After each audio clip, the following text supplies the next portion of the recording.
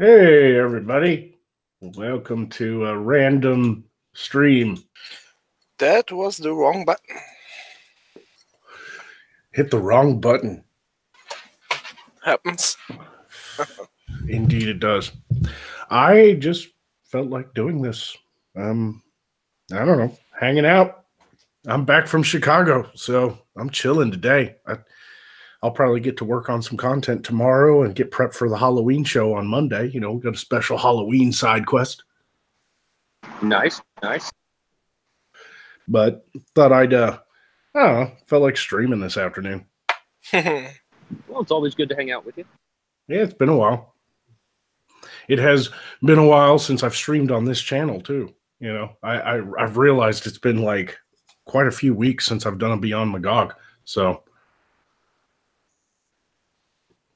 here we are doing a few patrons. Anybody who has donating $5 or more on Patreon can join this stream if there's room. First come, first serve. Oh, I'd like to say I love the collab with Jeff Holliday. It's one of the funniest things I've ever freaking seen. I wish everybody felt that way, but once again, just doing a video responding to Jeff got me in some hot water with a few fans because they don't like him. I can't believe you work with Jeff Holliday. Well, I wasn't really working with him. I was responding to a video he did. Like, that's kind of what I do for a living. Well, I actually really like I have disagreements with Jeff Holliday. I think some of the things he does are very good, and some of the things I don't agree with. But I really like that it's not siloed like a lot of the more political side of YouTube is. I don't like the siloed nature of, oh, we only talk to these people and we only talk to these people. I don't care for that. Yeah, I don't much either. That and Jeff, he did his thing that he got in trouble for, and he apologized. He didn't dox anybody, but he was part of that server and lied about it.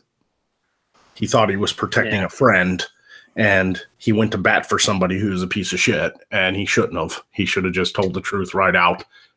But fuck, he apologized, and that was like a year ago. Can we get over it already? I mean, he's even he's even gotten to a point where he's changed his content. He just wants to do stuff that he enjoys doing. He talks about, he's mostly doing like pseudoscience videos. Like, what's the big fucking deal? So what? I did a video with Jeff Holliday. I mean, come on. I've had a few beers with the guy. He's actually, this internet shit feels so real. Like you just know these people, but you really don't until you sit down and actually talk. Half the people are putting on airs. I met up with Jeff and Nick in VidCon and had drinks with those guys, and they're just cool guys. Like, are we like besties? No, but what the fuck is wrong with having a couple beers and talking with somebody and realizing that, maybe what you see on the internet isn't the whole fucking truth, Yeah, I actually think that Jeff Holliday's anti-pseudoscience videos are his best content, period. So the other stuff I don't really pay all that much attention to. Yeah, and people need to start understanding, too, that I'm just a comedy channel, and if I think it's going to be funny, I'm going to write it. So yeah, I did a response to Hemlock Moonwolf because I thought it was funny. And he was doing a character, I'm doing a character, I mean, match made in heaven. Yeah, I mean, Jesus, I mean, people take it so seriously. There's this one guy who kept on fucking posting shit. He was just like, I can't believe you sided with the soy gun of a cod and, people like that, and your side's gonna lose because you act just like SJWs. And I'm like, it's just a joke, bro. I'm not siding with anybody. Sounds like somebody's been watching a little too much Jim. Yeah. Yeah, that's just but I enjoyed doing the video. I mean, it was a lot of editing. That was a long ass video. I think it came out pretty well. I enjoyed it. I hope to see more of that because the interplay between the two channels, I think it's absolutely hilarious. I really enjoy it. Well, I appreciate it. Yeah, it's it's not an easy thing to do all the time, though. Oh yeah, that's gonna take a crap ton of like just hey like if you're gonna do coordination with someone, especially when you have like two separate platforms, it's not like you come to a studio and work it out there. It's like through email and chat and shit like that. Yeah, and that particular video, I didn't even work with Jeff Holliday. He did a video, and he decided to make it about how Magog killed him because we did that little video when I was, when I was in VidCon, I electrocuted him to death. So he decided to get revenge by trying to learn magic to get back at me. And when I saw the video after he posted it on his channel, I was like, oh, I've got to respond to this. No, I thought it was great. Like I hope more of that comes out. Like I just especially the whole like him trying to get into magic and your character already being like a magic wielder. It just I thought it was just it was too perfect to go by the wayside. Right. Casey's in the chat. What's up, Casey? Hope things are good with your sis. Yeah. Everything's fine. She's started chemo and she's gonna get through this, and all is well. She's moved into her new place up in Chicago. We just spent 5 days up there. It was a long drive back because I was tired by the end of it all, and it was good to have a break from everything. I barely got on social media. I was with my family the whole time and everything. So, but all is good. She's powering through this, she's they caught it really early. So they're pretty much confident that this next 12 weeks of chemo will be all she needs. So we got lucky there that they caught it. They caught it early. Hey, that's great to hear. I'm going to hop off here, and it's just good to talk to you, and I will continue to listen on the stream. This code ain't going to write itself. You guys have Yep. Get to it, man. Gone. Now it's just me and what do I call you? Do you have a screen name, or do you want to be known as what's on the screen right now? I really don't care. I have a screen name, but it's my go-to pseudo on the internet. So right. Okay. Right. The Beard Barian is in the chat. Do you wanna come on, Beardy? You can come on if you want. Yeah, I'll just call you Dennis then. I didn't want to dox you or anything. Fine by me. Like you're the only Dennis in the world, though. Maybe I am. Who's to say it isn't all me? Just in disguise. Right? All Dennises are you. Secret is out. Fuck. Yep. So I heard you guys talking, but I was muted because I was getting something out of the kitchen. You said you're from Europe, obviously with the accent, but you've from Luxembourg. You're from Luxembourg. Yeah. How is it there this time of year? Rich all the time. That's this week it's gotten pretty cold actually. Yeah. Like it dropped like 10 degrees Celsius, something like that, all of a sudden. And I'm glad I just finished my work outside, so all is good. Yep, it's time to hibernate. It's time to hibernate. Hello. Hey, Revan's here. Yeah. What, you're a faithful servant or something? Yes, Revan Nanaka, welcome to the stream, my friend. Yes. We were just talking about Luxembourg. Chicago was fucking cold. Well, you can try Norway. It's further north. Yeah, and that's where you're at? Yeah. I'd always love to go to Norway just because that's like my heritage. Oh? Yeah, like seriously, like my family decided to do one of those like DNA tests through like ancestry.com or whatever, Because we always thought we were like maybe German. maybe, but we weren't sure because we also were very blonde and we're very tall. So maybe a bit Irish or Scottish or English. No. Irish Like, and Scottish is red hairs. no, not all of them. Trust me. I've been to Scotland and Ireland. Not everybody has red hair. No, but that's what you associate with. But it's pale skin and pale eyes is Scottish and Ireland. So we thought a little bit of all that, and we were pretty much right, except for like 70% is like Slavic. Like we come from like it just had a map of Europe, and most of our bloodline is like Norway, fucking Sweden, Switzerland, and then we have a little bit over Slavic. There. Yeah, we aren't Slavic. We are Germanic. Yeah, I know. I'm just saying most of my bloodline, but it's from that area because the Vikings conquered a lot of shit way back in the day. It's a good blending now. I mean, obviously you're Germanic, fucking England. Like I have some bloodline from England, Ireland, and Scotland too. So we were right about that, but we also have a shit ton of bloodline from all that region. Fucking of the world. Where all the tall blonde people are. So yeah, pretty much just straight Viking. Yeah. Magog, let me write up your misconception here. Vikings didn't conquer much down south. They settled on Greenland and Iceland. They settled. What I conquered were more in the northern sphere, down in where the Slavic countries are. No, we didn't conquer it. Yeah, I didn't mean Slavic. I totally misspoke. I meant Scandinavian. My bloodline is like 70% Scandinavian. That's what I meant. I don't know why I said Slavic. They're both S words. I'm very tired. I had a long trip back. Didn't get back until like midnight, bro.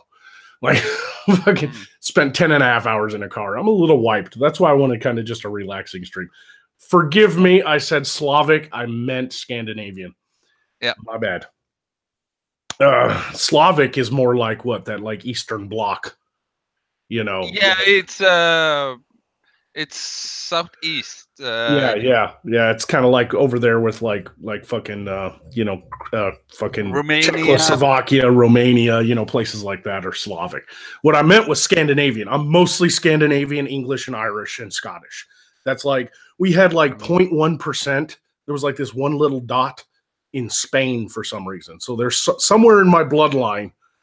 There's like 1.1% of like Spain. The rest is Scottish, Irish, English, and Scandinavian.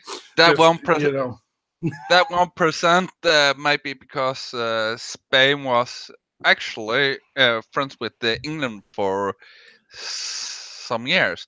Actually, that's well, yeah. I mean, they intermarried all the time. I mean, the fucking King Henry VIII, his first wife was the Queen of Spain. Right. Catherine of Aragon. Yeah. So, but no, I'm definitely from, and I've been watching this show on Netflix called The Norseman, which is like this Norwegian comedy that's kind of a parody on the Vikings TV show. It's fucking hilarious. I fucking love it. Yeah. I haven't seen that. Oh, you got to watch that. It's kind of like what I want to do with my big show, like the sitcom, like have really nice sets and armor and everything, but it's also kind of a subversive comedy. Like it's really fun. Like they took all the old people up to a cliff and they're supposed to like commit suicide so their families don't have to take on the burden of them getting older. And it's like this ancient Viking tradition. And the first guy jumps off the fucking cliff and he's like, "To Valhalla!" And he splats on the ground. And all the other old guys are like, "I'm thinking, what would be the worst thing to happen if I didn't do this?" And the slave that took him up there was like, "Well, I'm just a slave. I can't tell you what to do, but just don't show your face in the village again so people don't know." And they're like, "Nope, you'll never see us again." And the rest of the old guys just leave. I thought that shit was fucking hilarious, man. Yeah, but in Vikings time, if you died naturally on the bed, or die because you got a knife in your heart or whatever, obviously I'm talking about butter knife here, then you landed in Muspelheim. Yeah. Or hell. Hell. Oh, damn it. It sounds hell anyway. It's there. You don't get to go to Valhalla if you die in your bed. You have to die in battle or something like that to have the honor of drinking in Odin's Hall. You know, like that's if you got assassinated or murdered, hey, not your fault. But so you land in Valhalla if you had done good deeds and such. But yeah, it's the Norsemen on Netflix. It's a really good parody of Viking culture. It really is funny. But it's like a different type of comedy. Like Americans might not get it because it's not so in your face. It's like a show that is trying to take itself very seriously with all the sets, and I mean it's very high budget, but the comedy is very subversive. You know, like they go to the one woman, she's like going to sacrifice slaves to Odin to bring their men back because they haven't come back from their raid yet. So she kills like 2 slaves, and the third slave puts his head on the block, and he's like, Are you sure you want to do this? I mean, I don't mean to interrupt, but you don't want the gods to think you're trying too hard. You know, he's trying to talk himself out of getting his head cut off. Like, that shit was funny. I actually enjoyed it. Well, there is one YouTube channel I will recommend when it comes to history of England and some history of Scandinavia and what's happened around there. And it's History with Hilbert. I have watched all his videos. They are amazing. Yeah, I've heard of it, but I haven't seen it. Maybe you can link me. But no, I've always wanted to visit that part of Europe because I never got to go while I lived there. I mean, I was there for 5 years, and I've been all over Germany. I went to Spain. I went to France. I went to Italy. I went to England, Scotland, Ireland, Wales. But I never quite, and I went to Amsterdam, but I never quite got to go to like Norway or Switzerland or any of those. Or Poland. I have some ancestry in Poland too. My grandmother was a Polak, you know. Oh yeah. No, she was raised Polak too. I mean, she's fucking. When my nanny was alive, man, she'd cook up some pierogies. Oh my god, I love pierogies. And we got some Polish sausage up in Chicago because there's a huge neighborhood of Polish people that settled in Chicago, and they got butcher shops and restaurants everywhere over in like Little Poland. And we'd go there, and there's just nothing but like Polish people and Polish food. It was awesome. So, but now you're linked in the chat, group chat. Ah, awesome! I will check these guys out. Yep, I've heard of it. History with Hilbert. I just haven't watched any of it. I've heard people talk of it though, but I'm always interested in new things. I suggest you begin watching from the oldest to the newest. Yeah, I'll do that. I'll do a playlist thing. Yeah, I suggest that because many of his jokes in the later videos is on previous videos or what he have done previously. Yep. I got some super chats here. Hey Dude says, well, by Liz Warren's logic, just say you're Spanish. All right. And Second Fleet Actual says, Magog, the word Viking is a verb. The people were the Norse who went a Viking, which means to raid. Yeah, but Viking sounds cooler. I know they're Norsemen, But Viking is such a cool word. I can't not use it. I love to say I'm a Viking. I even have an axe. Have you gone to the Leif Erikson Lodge? The what? Leif Erikson Lodge. It's in Washington. Nope. Seattle. Nope. I've only been to Spokane. That's the only time I ever went to Washington. And that was to visit a friend in the military. So I've never been to Seattle. I've been to Spokane, and I went to VidCon. So that's the furthest west I ever went was Anaheim. So no, I haven't. There's a lot I want to see. If I had won that $1.6 billion lottery, which I played, everybody did. That was the highest lottery jackpot in the history of the United States. You would have been all over the globe. I would have taken a year break from the channel and just did live streams from the road. I would have been road tripping it up. I would have been going to see all the shit I've always wanted to see in America and in other countries. So, hey, that would give me an idea. Well, if you had gone that, you could have taken a get up that you go through the portal, and suddenly you're trying to search for a very good place to set up shop. Yep. 1.6 billion though. I don't know if I would have taken a year off to travel or if I would have just jumped right into creating the very best Magog show that ever could possibly be made. If I had won $1.6 billion, I would straight have like the budget of Game of Thrones. I would have built a fucking castle. I would have bought like 1,000 acres and just built Morskar. That's what I would have done. Yeah, and then you got money from Morskar and then travel and yeah.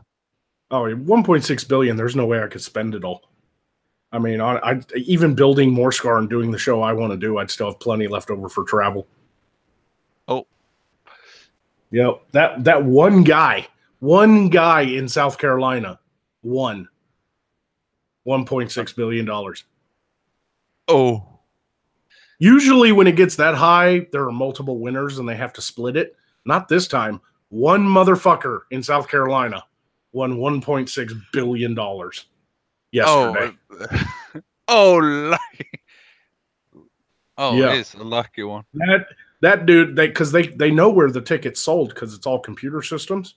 So they knew it was sold at a gas station in Simpsonsville, South Carolina. Yep. And that town has like a population of 18,000 people. Like some country bumpkin, out of all the millions of people buying tickets, some country guy living in a town of 18,000 people just became a billionaire overnight. It was me. God, I wish it was. I'd be like, yeah, me too. That'd be a good time. Money. So the side quest is coming up next Monday, or yeah, we got the Halloween special on Monday, don't we, Beard? Mm-hmm. Yes, October 29th, the Halloween Spooktacular live scream. Yep, because I will jam in as many bad Halloween puns as possible. That's probably what I'll call it. Side quest Spooktacular live scream. Do it. Hey dude says he actually has a customer in Simpsonville. Well, find out who won that shit and be like, you need to watch Magog and fund his show. You need to find out who in Simpsonville won that shit and tell him to give me like $5 million. I'd be okay. Sirius says the return of Fagog. No, I've got something way worse in store. Every year I'm going to try and one-up myself, and I know I've done it this year, but you're going to have to wait until Monday to find out how and why. Yep. Speaking of, I've got to prep for that show because I want to do all kinds of, I want to do kind of a new, some new Halloween add-ons to the overlay. Oh, hell yeah, yeah. So I'm going to need everybody's shit. Like whatever you guys want to add to the show, you need to send it to me. Yeah, I'll have that for you soon. I just had to put the voice recording over the video I've recorded for you. Nice. Yeah. It's going to be fun. Where'd Dennis Let me go? guess. Let me guess. I'm back here. Dennis is back. Okay, you back. Yeah, sorry. Quit hogging the stream, Revan, Sorry. with your weird Scandinavian shit. Hey, it's just an idea that every time someone dies on the stream, next time, it's a screaming. Ah! Just a screaming agony. Yeah, I'd like to do something like where every time I hit the death button, it sits there and go and everybody records some sort of scream. So when we die, you just hear a recording of like Magog going, "Yeah, motherfucker."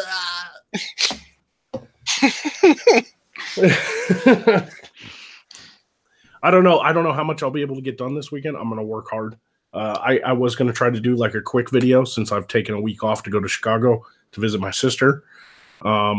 I thought about doing like a quick video so people had some content, and then basically spending Saturday and Sunday prepping for side quests, getting some new artwork done and stuff like that. So we'll see how it all goes. Let's hope it turns out good. Plus, I got to figure out what I'm going to do for Magog's costume.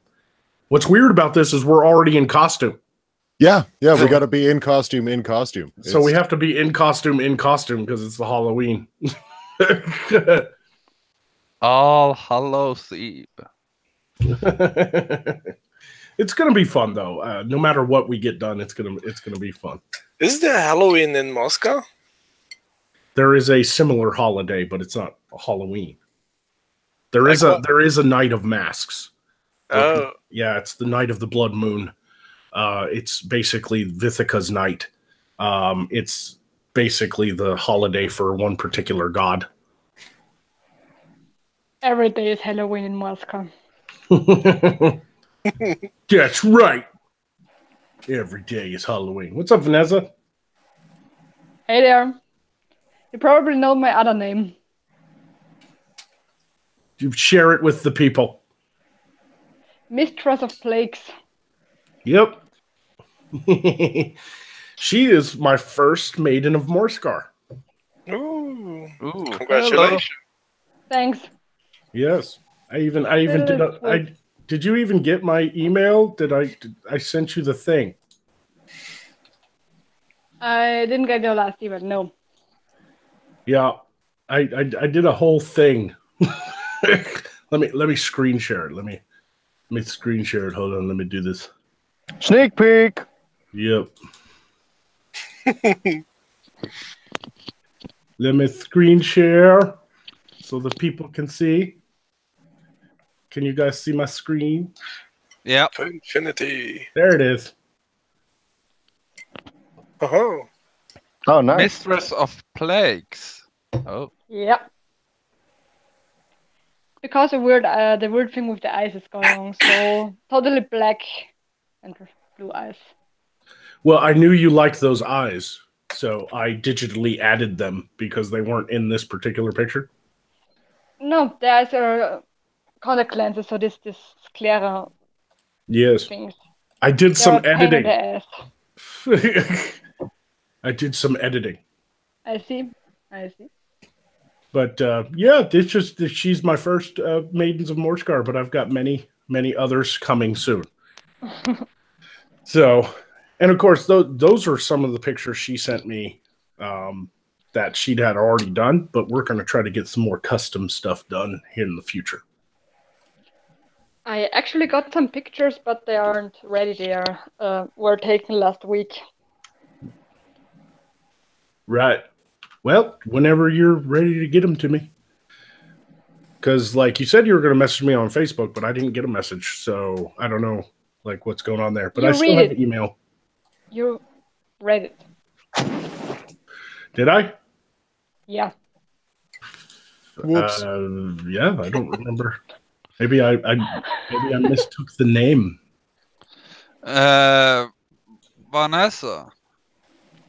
Nope. Nope. Mistress of Plagues. Okay, Oh, many Mistress names. of Plagues. If you don't want the camera on, you can choose it off.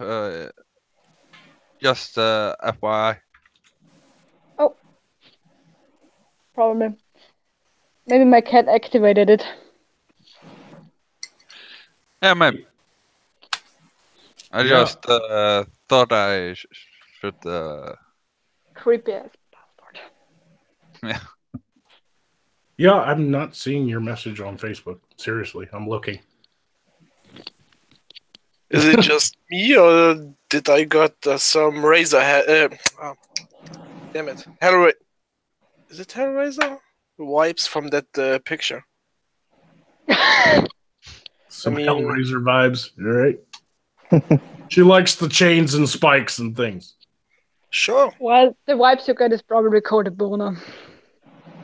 Well, if it is like that, maybe you should be the mistress of pain. Probably, but depends on the plague. Yeah. The Black Plague. Plagues are Could painful be. too. Yeah, so necromancer like you are probably just a pain in the ass. They can be all the things. It's like a cough. Yeah. He coughs, a villager falls dead. Happens.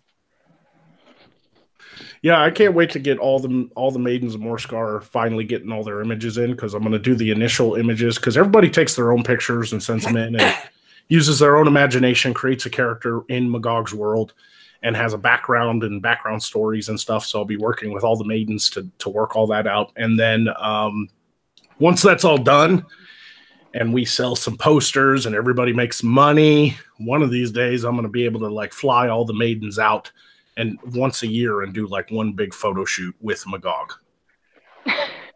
You know, so I want to do these really funny ones so we can do the calendar. So like the beautiful women will be posing in their medieval garments, but then Magog will be like in the background peering from behind a tree. Like, like he's not really in the images. He's just kind of like subtly there, you know? Like a stalker. Yeah. And Like his wand in the hand. Lurking in the shadows, staring at the moistened maidens beyond, Magog of Morskar clings to his desperate monster-like state and a bottle of Lubriderm. yeah. Just for shits and giggles. Birdie just poses for Yeah, one like, mouth. Oh, Like- I've got my own terrible plans for that. Don't you worry. It's Oh, it's boy. entirely unrelated, but I'm gonna have to recreate some poses in front of a green screen and then just send them. right? And for all my patrons watching right now, I do have an announcement. I know a lot of you have been waiting for the autograph pictures. I had them, and then I was like, these suck. So I've decided to redo all the pictures. I'm putting together a really nice picture instead of just like a screen cap. And I'm gonna. Sorry to interrupt. Grandma just came home, so I got to jump out. I'll catch you guys later. I'll All see right. all of you on Monday for side quest. Later, Beardy. Hey, take care, buddy. Bye.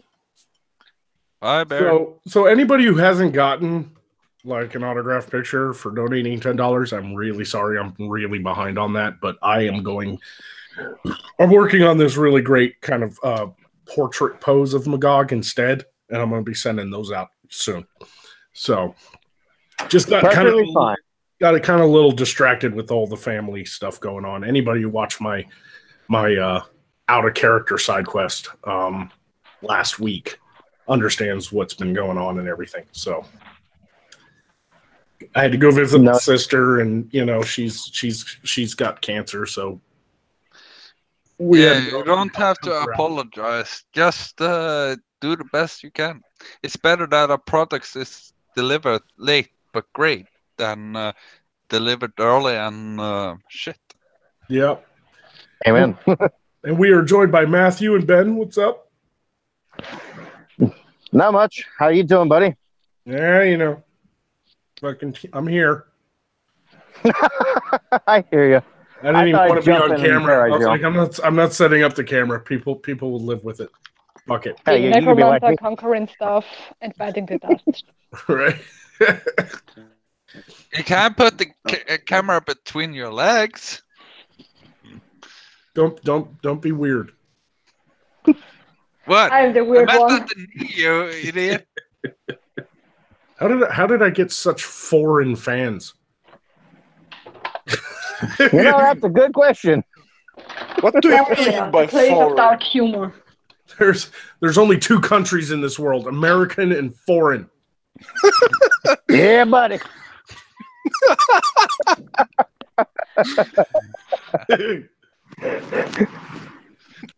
About that, how many countries are there between North Korea and Norway? Foreign. It's just the USA and soon to be USA. Right? Hmm. We're really Soon to be Morskar. insidious about that. What the US will do, like all of our enemies will gather together and they'll be like, stupid pig dog Americans. What are we going to do about these Americans? And while they're having a meeting on how to destroy us, we sneak in and slowly build a Starbucks around them. All part Ruled by master Burger plan. King. Right? Like, and then suddenly they're like, where'd this McDonald's come from? That's how we roll. Is that a jeans? Berserk says, I DM'd you on Twitter about the Sympathy for the Devil cover. Awesome. I will try to look for that. I get so many DMs, you might have got pushed down and I didn't see it. Sorry.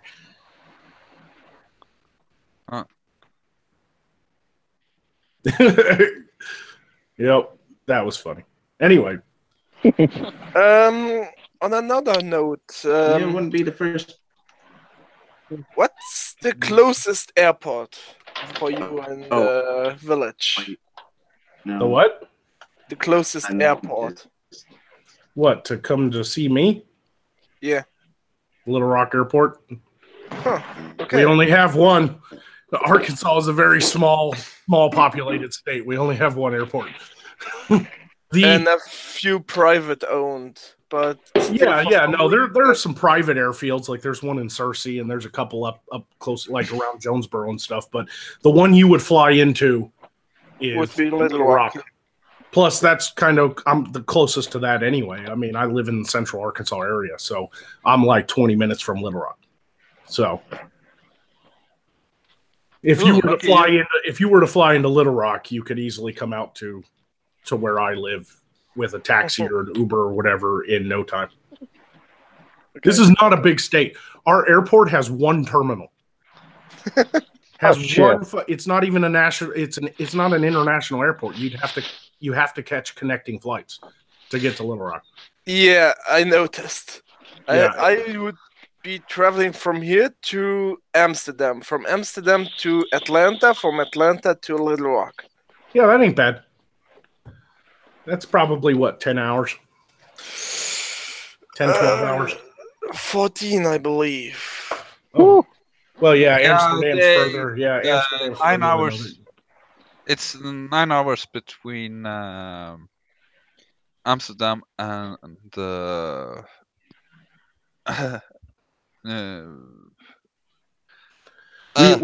we also have, but we also, this is a good talking point to Little Rock Airport. We also have the worst.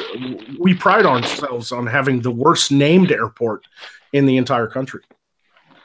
Oh, yeah, it's the Bill and Hillary Clinton National Airport. Oh God! No. I'm not joking.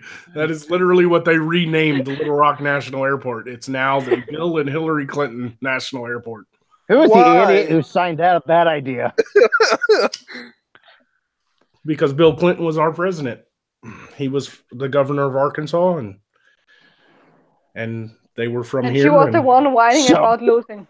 So, okay. Yep, I like driving past the sign when I go to the airport to pick a friend up or something. I see the sign that says the Bill and Hillary Clinton National Airport, and I sit there and goes, "Ha! One of those is at least a winner." Oh.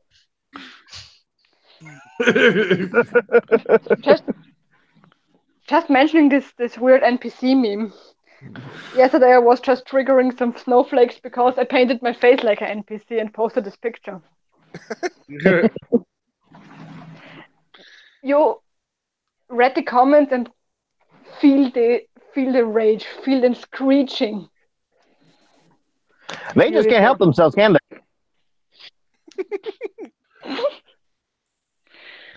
Yeah. Well, maybe Magog should have done that. NPCs? What's this? Right? Like that airport is notorious. Our airport is notorious for losing 30,000 emails. Yeah, Emails. it's hard to make a reservation because they lose the emails all the time. Oh shit. Damn shame. That's because of the name. They need to go talk to China and get those emails back. Yeah, I know, right? There needs to be an investigation. Vladimir Dragunov says there's only America and the rest don't exist. And Hey Dude says I had to fly from Denver to Miami, Miami to Dallas, and Dallas to Little Rock to recover a truck in Russellville. Yep, that's a trip. No, when I went to VidCon in Anaheim, I had to fly out of Little Rock to Houston and then Houston to California. And then on the way back, it was the same. Landed in Houston and went to Little Rock because there's no direct flight. Yeah. Because now that's got me thinking, because I live on the West Coast, I'm thinking, so Seattle, probably to Austin or Houston, then to Little Rock. No, Seattle, you'd fly through Denver. No, Denver, eh? Yeah, we have direct flights to Denver, Chicago, Houston, Dallas, Atlanta, and Las Vegas. Okay. Well, Las Vegas wasn't a surprise. No, most airports have direct flights to Las Vegas. It's like a deal. Yeah. It's like a deal they have. You can buy extra cheap plane tickets to Las Vegas.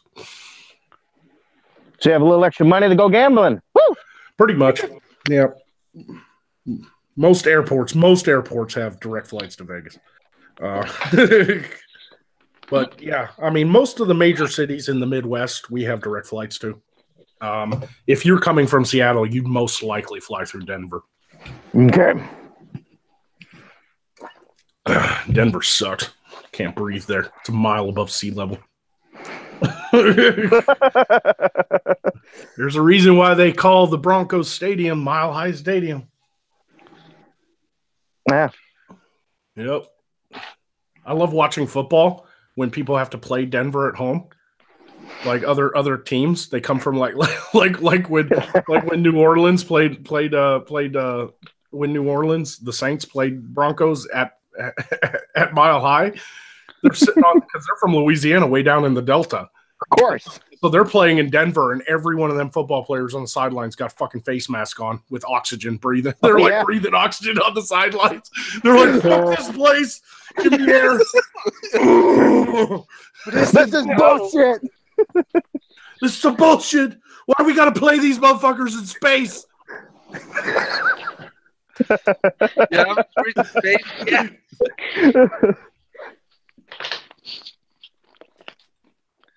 Space. Is there a Lewinsky wing of the airport? No, we only have one terminal. But if they were to build a second terminal, it would totally be the mistress of the first terminal.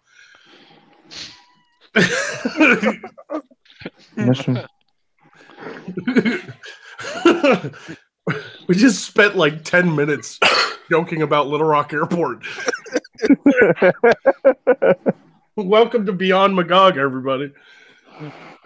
But yeah, once the studio's built, I guess I'll go ahead and do a little update. We've got the land, what we wanted finished. Our guy Paul, he finished yesterday, so we've got the land completely leveled out. The burn pile is pretty much all burnt down, and all the trees we wanted are down. So we've cleared about 1.5 acres. And we've got we got a guy coming out this week who's going to dig the well. And after the well is in, we've got our contractor lined up. He's got a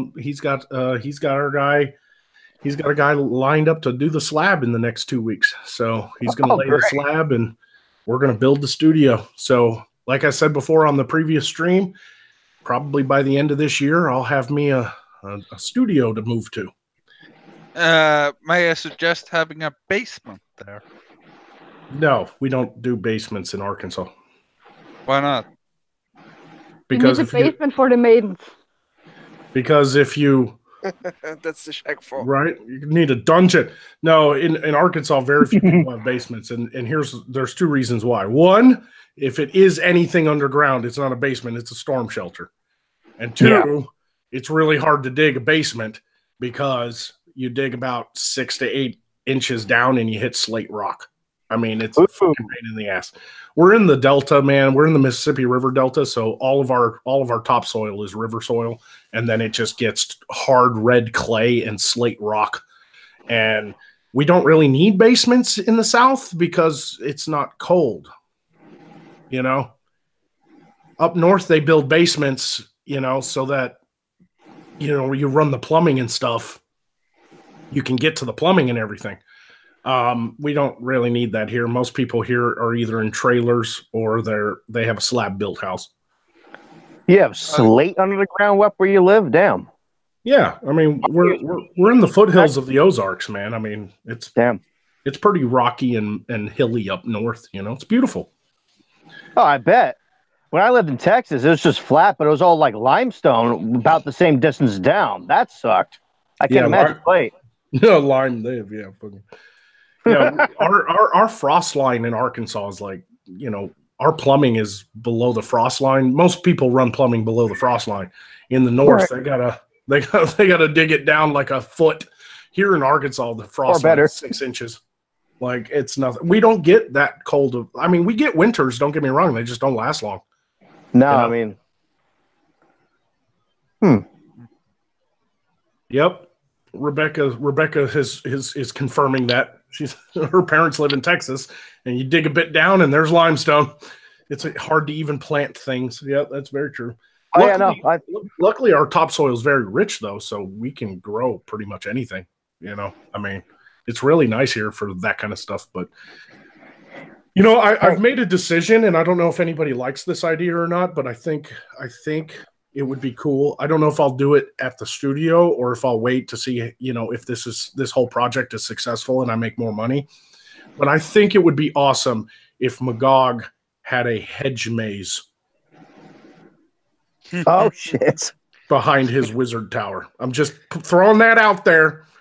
Wouldn't it be cool to see a hedge maze in the show? Yeah, with multiple entrance and exits. Yes. It doesn't go anywhere. Yeah. It gets to the center and there's a big slab of stone that just says "fuck off" carved into it. Just a round stone with an arrow on which points to the side. Exit. So you run around and around. Right? No, it needs to say "fuck off." This is where I bury the bodies. Get the fuck out. Maybe have some skeleton parts sticking out of the soil on the other side of the stone. I'd build a hedge maze just so I could have one episode where Beardy goes crazy from some magic spell from a witch and is chasing Magog through the hedge maze with an axe, like in The Shining. That'd be worth it. Here's Beardy. You could also Magog, our damsel in distress. You could also quote P.T. Barnum, "This way to the egress, just 10 gold." Right? But then Magog gets to that point, reaches into his pouch and realizes, oh crap, this was a scam the whole time. There's no exit. Do like the Harry Potter hedge, like if you enter my magical hedge maze, you may not return, for it is the maze of the mind. What are you talking about? The exit's over there. Fuck! It's supposed to be more mysterious than that. Who put the exit so close to the entrance? You? Like I'd love to have the hedge maze all up, and Magog's doing like a whole scene where he's walking and he's talking to somebody through the hedge maze, and they turn the corner and there's like a Mexican trimming the hedge, and they just walk past him and ignore him. You know, don't mind him; he's just my landscaper. Okay.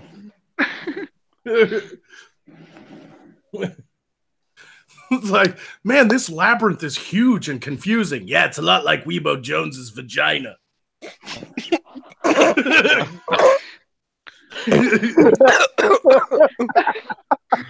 About Weebo Jones. But I thought she had a 50-foot thing. That's why it's confusing. She has a 50-foot piece of thing. Haven't you seen the newest video from her about the boy that got arrested at school? No, I haven't watched much content because I've been in Chicago with my family, so I've got some catching up to do. Yeah, that's gonna enrage you. Just saying. No, I think I need like a half-acre hedge maze. I'm just throwing that out there. It will be covered as soon as I win the Powerball. God, I wish one of my fans had won that 1.6 billion. Just because I couldn't win it, but it'd be great if like one of my fans just hit me up on Patreon and be like, "Here's $1 million." I would have done it better, man. Here's 50. I can't take all this shit. Thanks, buddy. I'm sorry you have to pay the 40% gift tax. Yes, there's that. Nobody talks about that too. That's the funny part. Yeah, the gift tax is a fucking asshole, man. Yeah. 1.6 billion my ass.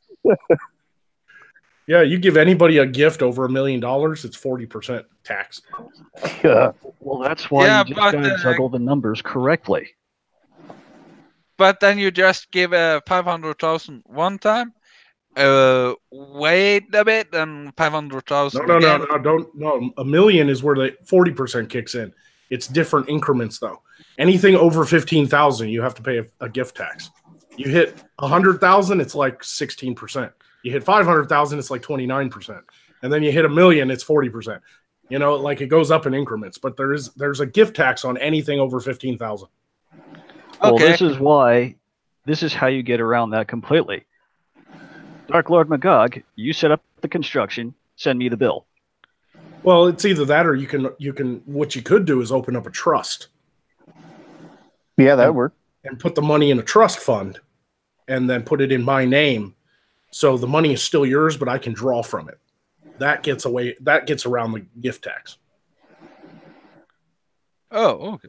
But the best thing to do is literally just talk to a You win that kind of money, talk to a financial planner. Get a fucking lawyer. For the God's sakes, that's too much money for any one person to fucking handle. Oh yeah, that's the very first thing you need to do. Get a tax lawyer and accountant. And get your money offshore as fast as possible. I'm sending my shit to Norway. And move immediately. Like, don't talk to nobody. Don't even talk to your mother for like a week, because everybody, all your relatives, dead or alive, are going to come begging for money. Then every sob story in the planet's going to come up to your doorstep. Yeah. Dead or alive? Oh, no. I just moved. Now, luckily, like South Carolina is one of the 8 states in America that allows the winner of the lottery to collect anonymously. Oh, good. So they don't have to pose for pictures or nothing. That guy who won in South Carolina, he or she, whoever it is, can remain anonymous. But if, like, Arkansas is not one of those states. If I had won that shit here in Arkansas, I'd have to stand there with a fucking cardboard check, get pictures taken. They put your name in a database. You have to fucking move. Oh, like, immediately. People come out of the woodwork. I've read some horror stories about lottery winners. There's one guy who won like $500 million on the Powerball or something way back in the 90s. Shit. And he lived in like California. His fucking daughter got followed home by like MS-13. They were going to like kidnap her from school and hold her for ransom and shit. Like, he had to fucking move to Montana and change his name and shit. Like, I was like fucking crazy, man. Yeah, change name is on my list. Yep. Vladimir Dragunov says, or better yet, there's just a giant limestone middle finger in the middle of the maze. Yeah, right. There you go. Just the sword in the stone is the middle finger, you know, just sticking up. Like the rock is shaped like a fist, and then the sword is sticking up in the middle of it.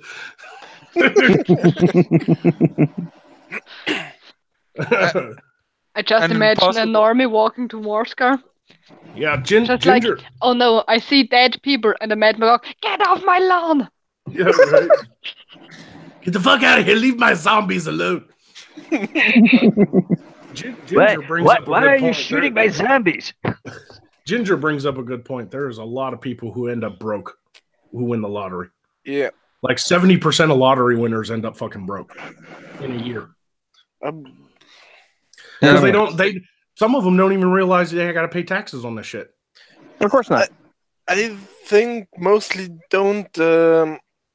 I mean, it's more like if you earn such quantity of money, no matter how much, you still have an income, which keeps it high. If you win a lottery, you get money. You lose some in taxes. You lose some in stuff you want, and it. Well, a lot of people are stupid with their money. They go and buy like a mansion, and then they're like, "Why am I poor?" Well, because your electric bill is $6,000 a month. You fucking moron. Like, no, I mean, there's a smart way to handle money, that kind of money. Like, if you got that kind of money, you could literally put $10 million in like a mutual fund and live off the interest the rest of the life. Of your life. Live off $1 million off the interest if you wanted to. You just if it's in the right kind of place. If it's in the yes. Right, it's got to earn you more than 1% interest, which is typical for savings accounts and stuff. Right. Like 1% of $1 million is only 10 grand a year. I mean, that's not a lot of money. Exactly. But if you can earn more than like if you can get one of these CDs that pays out like 6% a year, and you put 10 million in it, you're fine. You know, for the rest of your life, just keep rolling it over.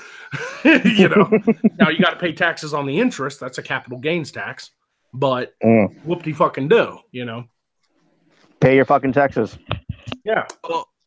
Or if you win, if you win 1.6 billion, you put the 1 billion into that.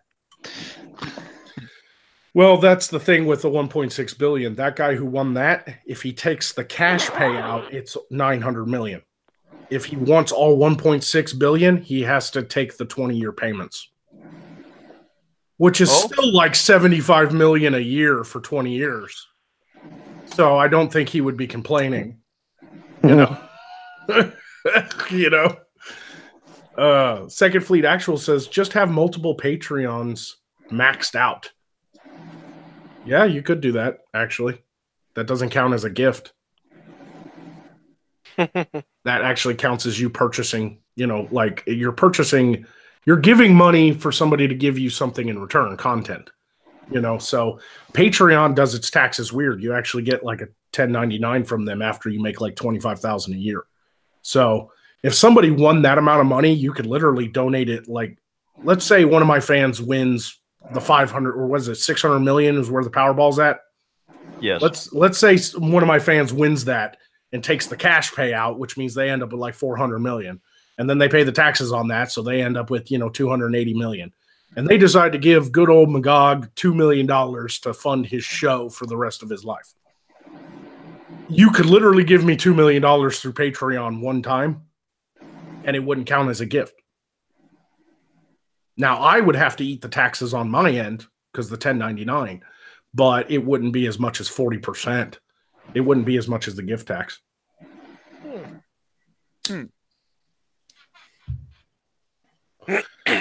Yeah, it's fun to talk about what you would do with that kind of money, but I'm never going to win that shit. Let's just face it. I've tried. I bought multiple tickets this round, and I really did. Everybody did. But why is it so much lower than the actual winnings? In the U.S., they have what's called a windfall tax. No, I think he's talking about the cash payout compared to the 20-year payout. Right, exactly. No, that's where the windfall tax factors in. No, it's not a tax. It's because they don't have that amount of money to give you. In order to get the full amount, you have to take it over 20 years because what they do is they take the actual winnings and they put it in an account that builds interest over 20 years and maxes out. Oh, my mistake. But then again, you've got some states like Illinois where they're defaulting on their lottery payouts. Yeah, some of them are. Same in California. Yep. Yeah, it's just that kind of money. I mean, you got to think of your average person though. Like, I play the lottery when it gets high like that because why the fuck not? You know, take a chance. But at the end of the day, do I really need $1.6 billion? No. Well, question is, do you even want $1.6 billion? That's a lot of money. I wouldn't know what to do with that. Yes. I wouldn't know what to do with $10 million. I'd buy a state. Not one of the expensive states, one of the cheaper ones like Rhode Island. The value of California has fallen so far, you could buy it and say, hey, all of you weirdos, $1.6 billion, I'd totally build a hotel on Broadway. I'm just saying. Get it? A Monopoly joke. Fuck you guys. No, I'd totally take 1.6 billion because you guys would see a show like no other. Like, people don't realize how passionate I am about this show. I'd still end up living in like a trailer and spending $1.6 billion on my show. That's how passionate I am about Magog. You guys, I'd build a fucking castle. I'd build a castle with a whole village and a town, and it'd be so realistic that people would want to have Ren fairs there and shit. You guys would be blown away if I had that kind of money. As long as there's a wall of Morskar. Yeah. A big, beautiful wall of Morskar, right? I'd build a big fucking wall around 1,000 acres. And once you pass through the gates, you're in a whole other world.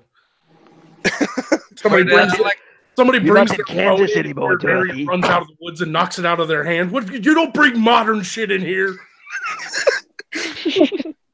What about my laptop? Fuck your laptop. This is Morskar. Here's a mace. You need a fucking laptop. You need a claymore. Here's a claymore. Now run, you fool.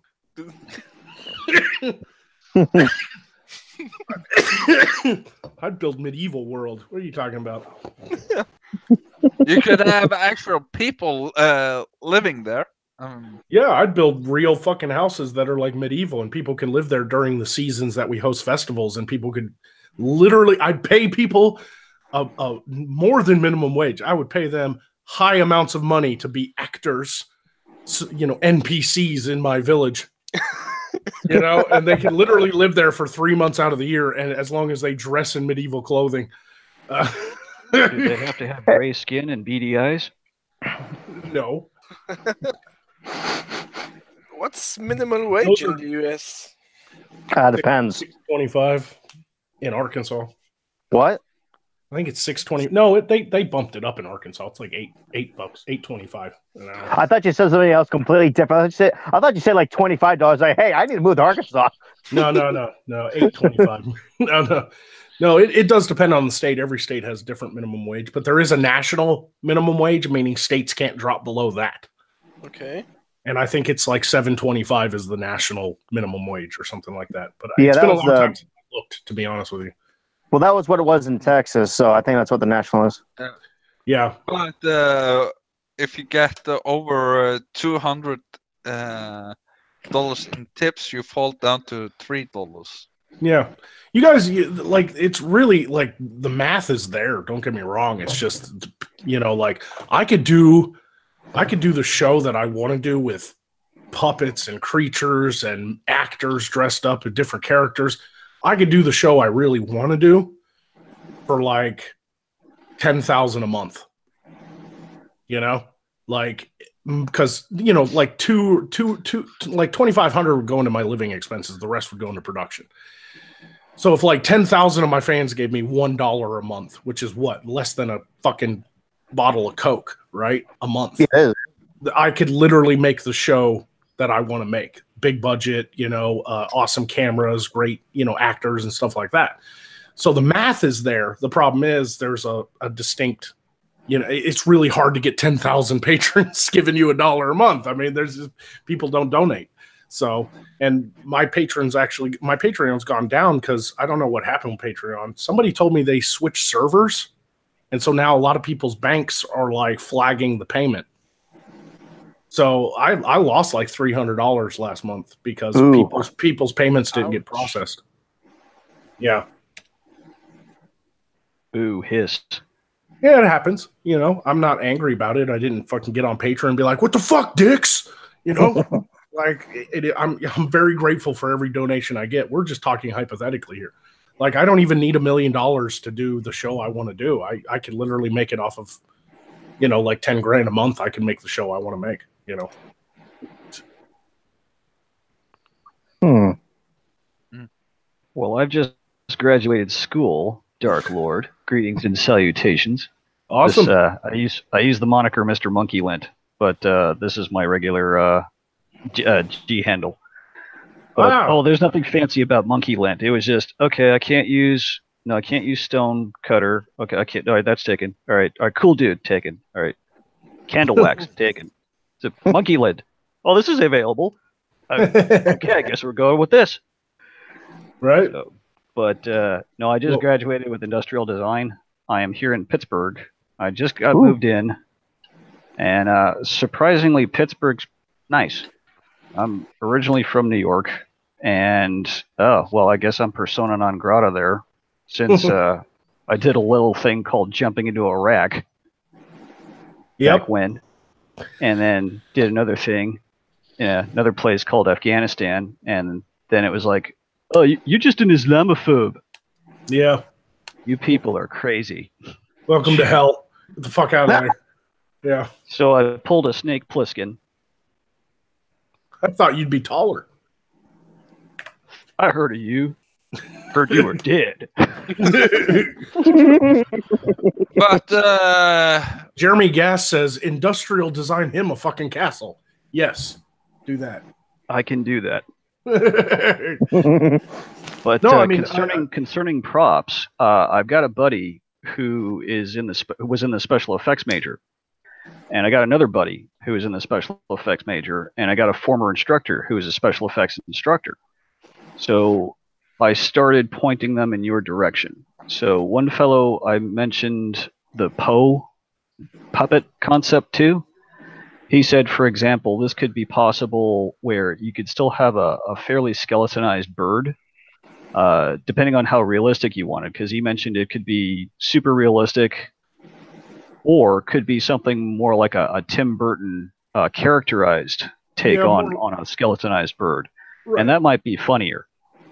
But there's a lot of options for a rod puppet where you have cable controls for head and mouth and wings and things like that could be useful. Not necessarily animatronics, and that would reduce your cost.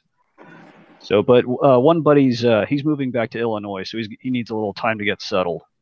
But what I can do is send you their portfolio information. I just got to link up with them again and say, okay, where's your portfolio? Okay, I'll send that to you, and then you can take a look, see, and then hopefully maybe that leads to something. Well, I appreciate you dropping a word, man. Because I mentioned the show, it's like, okay, this is probably the most unique podcast I've ever seen. All the co-hosts are characters. Well, of course they're characters. No, they're characters. Well, it's like, okay, you got a necromancer. You got a barbarian. And you got a thief. And you got a fairy. Wait, what? Yeah, they're all in character. I don't get it. It's like, here, look at this. Holy crap, they're all in character. This is the most unique podcast I've ever seen. Go figure. That's what I was trying to do with Side Quest. That was the whole idea of like the health bar system and all that stuff, was just to be different, think outside the box, and be entertaining. I mean, I know right now a lot of more people watch like the drama streams and the blood sports and stuff than my show, but I'm still hoping that my show is the one that lasts longer, that slowly builds over time, because it's more about the entertainment aspect of it, I stumbled across the what? Oh, please go ahead. I just said comedy lasts longer than whining. Yeah, that's very true, Mistress of Plagues. But actually, I would love to see you cry, Magog. I just would love to see you cry. I've cried multiple times because. at side quest. I've cried because of side quest. What are you talking about? Second Fleet Actual says, if I won that, there wouldn't be a homeless vet left in this country. You'd need a lot more than 1.6 million or billion. Yeah. I'm sorry. That's a huge undertaking. But I love where your heart's at, Second Fleet. I mean, I hear you, bro. There's way too many fucking homeless vets. But yeah, you need. Oh, but they care about foreign nationals more. Yeah, because it's not just a one-time payment thing. To take care of those people, you got to constantly pay. Like they have to have health care. A lot of them are homeless because they're suffering from, mental disorders and things like that. I mean, you can't just build some houses for people and put them in it and expect them to live good lives. I mean, they might run off again, or they might stop taking their meds. You got to buy medicine. You got to get them health care. There's just so much that goes into it. You'd need trillions of dollars. That's an unfortunate downside to that situation. A lot of people are homeless because they live a life that's kind of hard. They can't just insert themselves back into society, which is really sad. Yeah, once people are used to living in a way, it's hard to get them back. It's what's the old habits. It's that old habits is hard to kill or something like that. Yeah, old habits die hard. Yep, they die hard. But yeah. Like I said, I love where your where your heart's at, man. You could definitely help a lot of them, though. I wouldn't let that discourage you if you won that kind of money. Go help people. Sure, I'd donate to plenty of charities and stuff. Well, at least with the 1.6, you could probably get something rolling, get something started, because it's a lot of work. Yeah, you could start like a nonprofit with that kind of money and really get a lot of people like building homes for vets and stuff like that. You could get something rolling and then get more rich people going, I love what you're doing. Can I donate? Like that's how you do that, But anyway, yeah, I just I love the direction of the shows and everything, but it's just taking a little bit more time because of family matters and everything. But we are getting started. I hopefully before Christmas I will have the studio finished and I will begin building the bigger indoor set because I want it to be kind of like I kind of want it to be kind of like a medieval dark comedy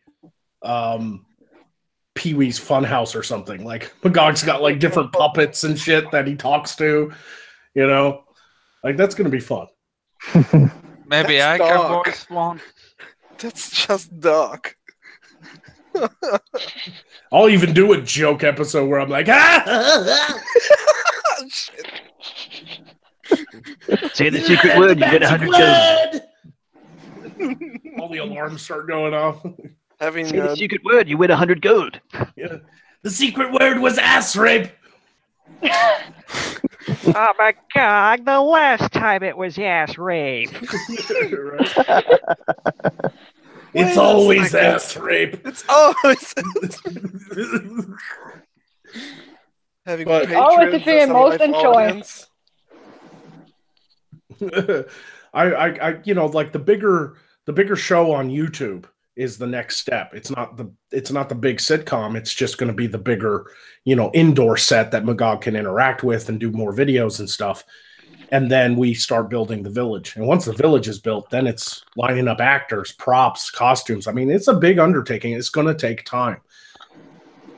That's why I'm hoping all my patrons are patient because it is going to take time. But everybody jumped on board to fund my project, and I appreciate every red cent I get, and it all goes into the bank account. I'm not sitting here buying my car with it or something. No, it's all in the bank account right now. Just waiting to be spent on building everything. I have a saying to that. Thing takes times. Well, if you want it done right,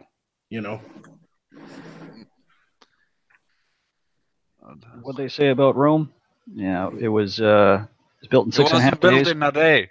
It was built in a night. But that was then again, no, it took longer than that because again, union labor. Yep. Oh yeah, gonna have union break. Boy, do I need some slaves. hey, we worked 10 minutes. We get now a break for that. Oh God. If only the Thracians were around, I'd enslave them all. The only break they got was when the whip cracked. Right. Not cracked. God damn it, broke. Well, cracked. Yeah, sure. Why not? I have a lot of great ideas though. Like I've got some great pop culture references that are going to go into the show and all kinds of stuff. It's going to be awesome. I personally can't wait for your lore videos, man. Those I'm interested in.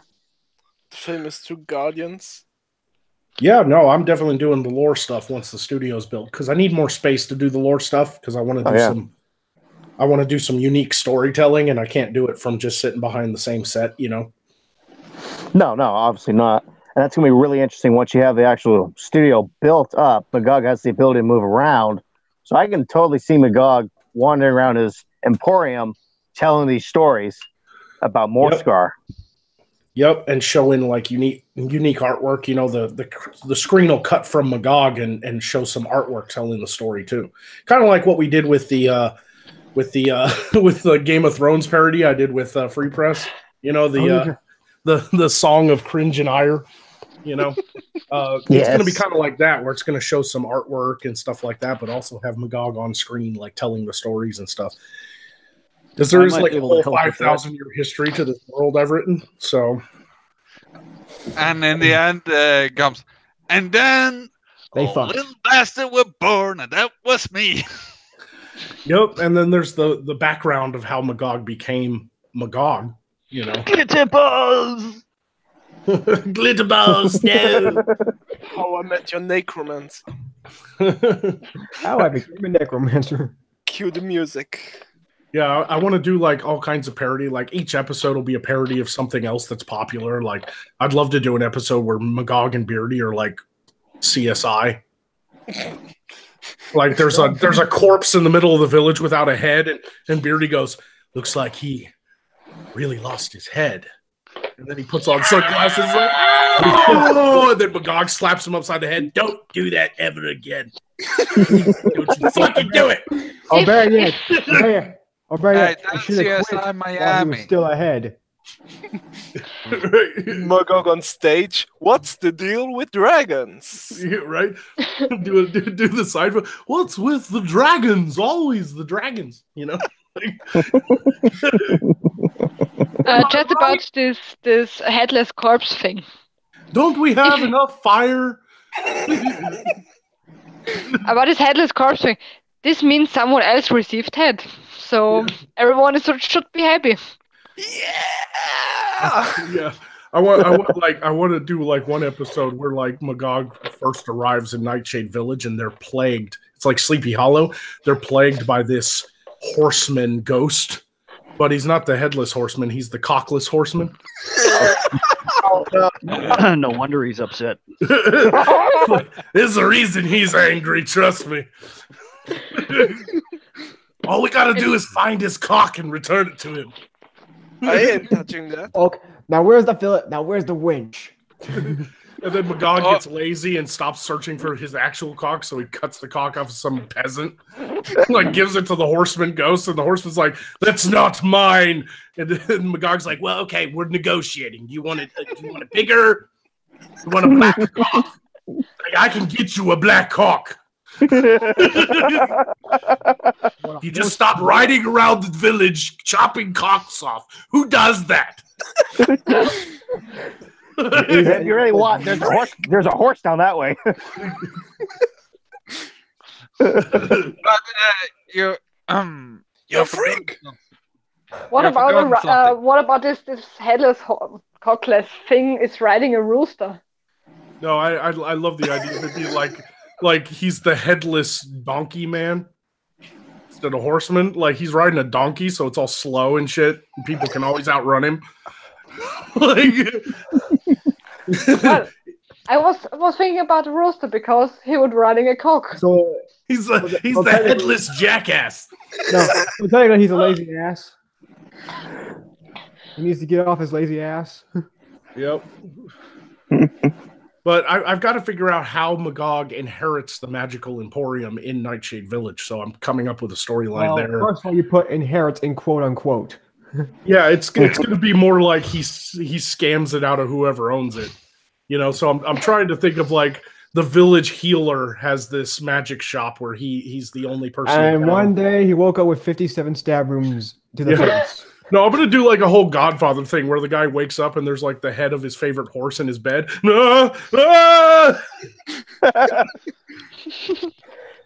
He woke up and he was dead. And the guy's screaming, and then Magog just turns the beard and he goes, "Oh, he hasn't even made it to the bathroom. That's where I put the rest of the horse." You know what it's like to try to shove an entire horse down the privy? It's not a goldfish. That's what I'm saying. In medieval times, Someone, Jerry Gas said headless whores, man. Magog. You never go against the family. They have outhouses in medieval times, not bathrooms. Well, that's why I said privy. No, privy.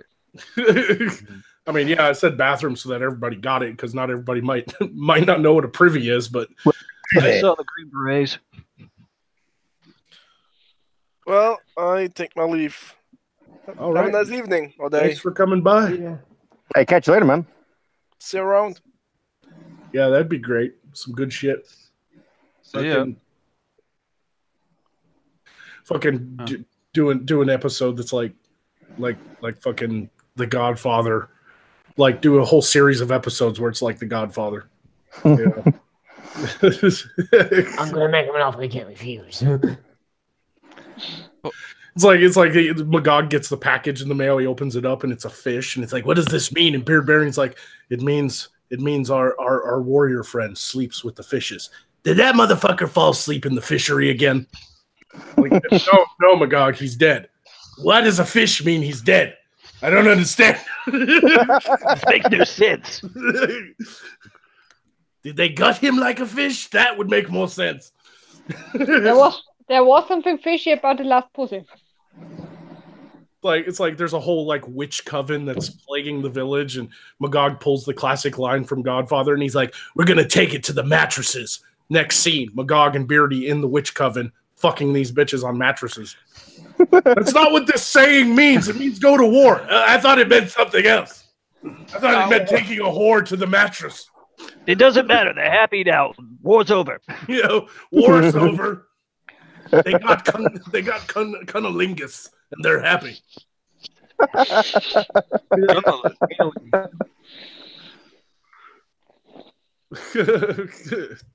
Yeah, but that means it's gunless when you eat them in the cunt. I want to do one where Magog and Beardy, it's kind of like Supernatural, where they have to hunt some monster, and then they have like a bro moment at the end, and then it like pans out, and there's like a lute player playing Wayward Son. What the fuck are you doing here? Get the fuck out. Go fuck off. Somebody killed that bard already. He wants to play that same song over and over. Look, I like the song. Someone But did a 1,000 joke. times, no. You know how every time the creepy with like on the xylophone or something come every time you're sneaking around? Yeah. Like every time they just look down when they just look down at the courtyard in the Trustee Castle, like, sorry. And they see the guy putting like, sorry. Yeah, I want to do like a Mission Impossible where like Beardy has to be lowered into this dungeon via a rope because they can't touch the ground. It's like made of pure acid. Like he's like hovering over it. Dun dun dun dun dun dun dun. Shut up! You're distracting me. Quit giving yourself a theme song. You know, but God's just gonna drop him in there for shits and giggles. Right? That's it. I'm done. Just let's go the rope. Ah! I'll revive him later. I would have do an episode where Magog and Beardy end up having to go to the Nether Realm, which is basically the hell, and everything's like on fire and burning, and there's like demons everywhere, and Magog and Beardy just look at each other and be like, "This place ain't so bad." Or you can take the road of the Norse mythology. You expect it to be all on fire, but when you come in there, it's icy, just pure ice and snow and cold as hell. No, he ends up going to. It's like, we have to go to the Nether Realm. This is a horrible place of fire and death and torture. So prepare yourself, Beard Barrier. He's got his axes and swords. Like, I'm ready, Magog. Let's go. And they go through the portal and they pop up, and it's like this beautiful forest, and there's fairies everywhere dancing, and people come up and like, "Hi, how are you? Oh my God, you're so. Oh my God, with all the blackness and the darkness, and then your face paint. I don't know if it's war paint or it's not, but it's so hot." What's so bad about And Beardy and Magog just look at each other and go, "Oh dear God, this is worse than we thought." Oh, this is a whole lot of the gay.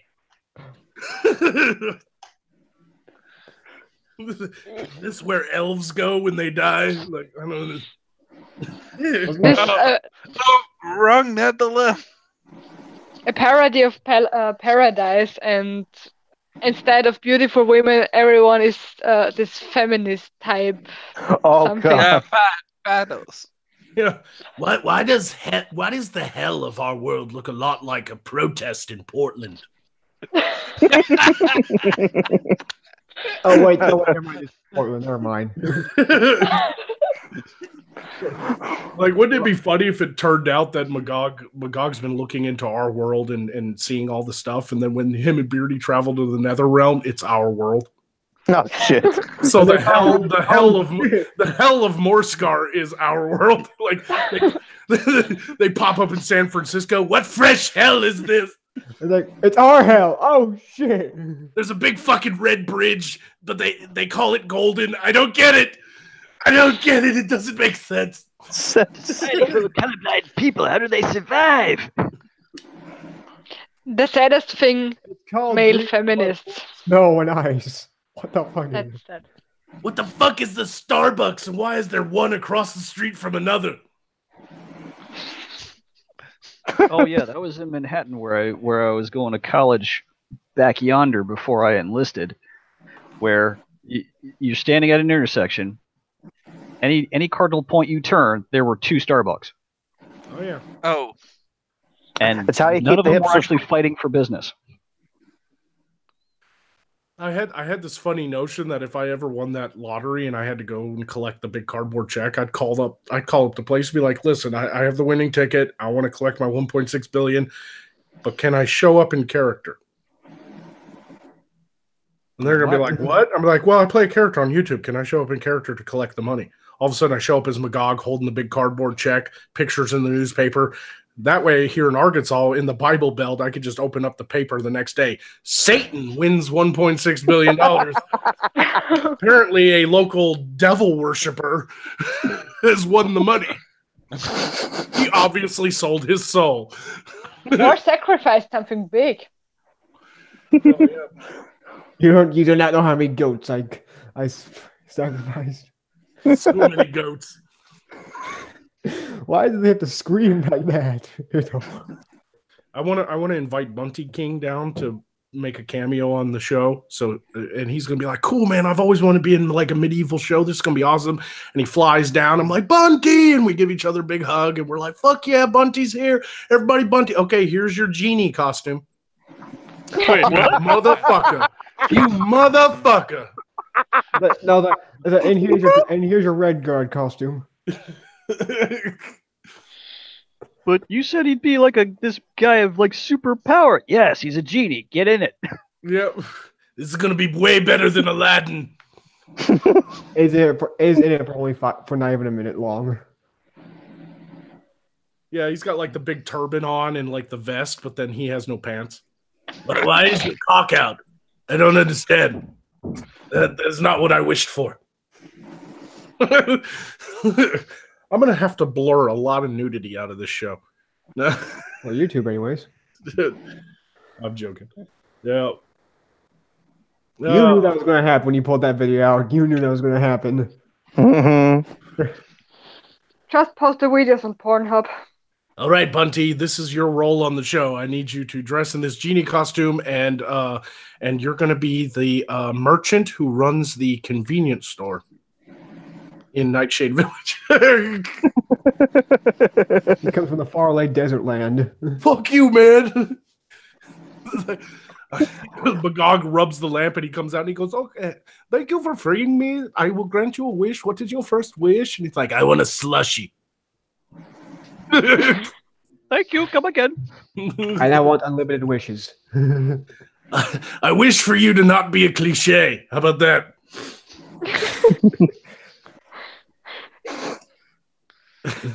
Give me a bigger dick for first. Magog's one of those guys who doesn't need wishes because he has his own magic, you know. What do you want? What is your wish? Give me a minute. I'd love it if Magog can get in like a magical duel with some other wizard or genie or djinn or something like that. That would be funny. Oh, that'd be cool. Like he just pulls out a gun and shoots in the face anyways. Like a fucking wizard duel. And he pulls like a Raiders of the Lost Ark. It's constant, like there's another wizard in another village, and they're constantly pranking each other.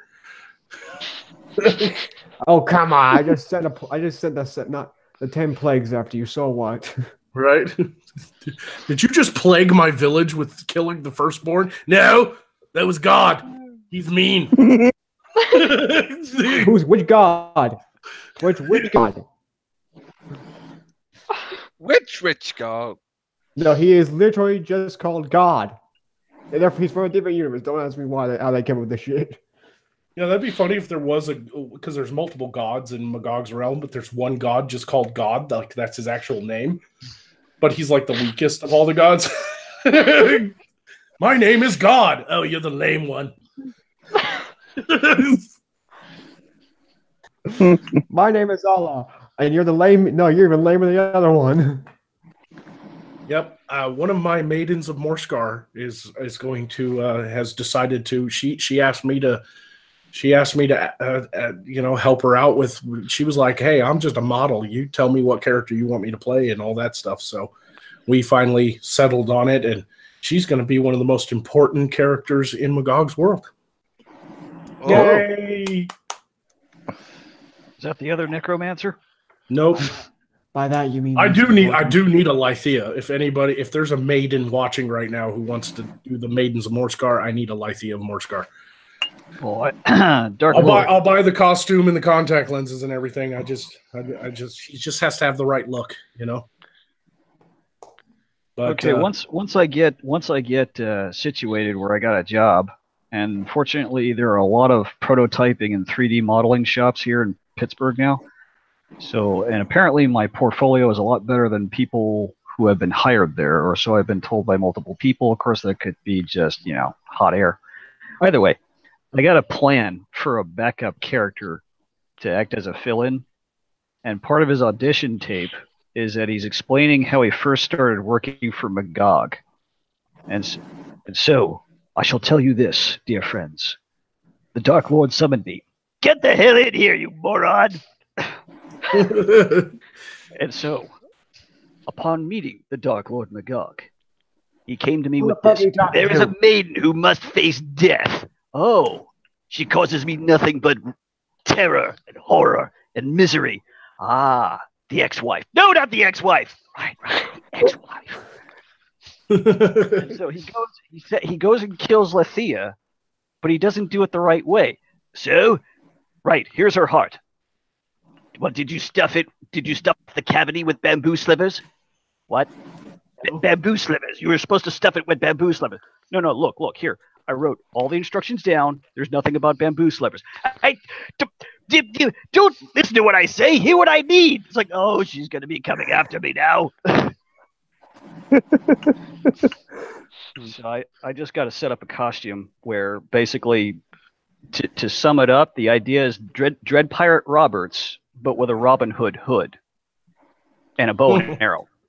So, and then I could see the in jokes where the thief says, "Hey, why are you wearing my mask?" "Shut up, thief. That was my mask." Could be fun.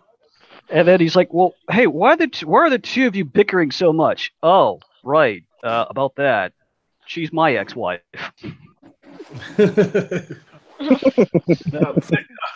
Opie says modern Medusa is the right look. She can't be Lythea because she's the one she's the one doing that really important character I just spoke of.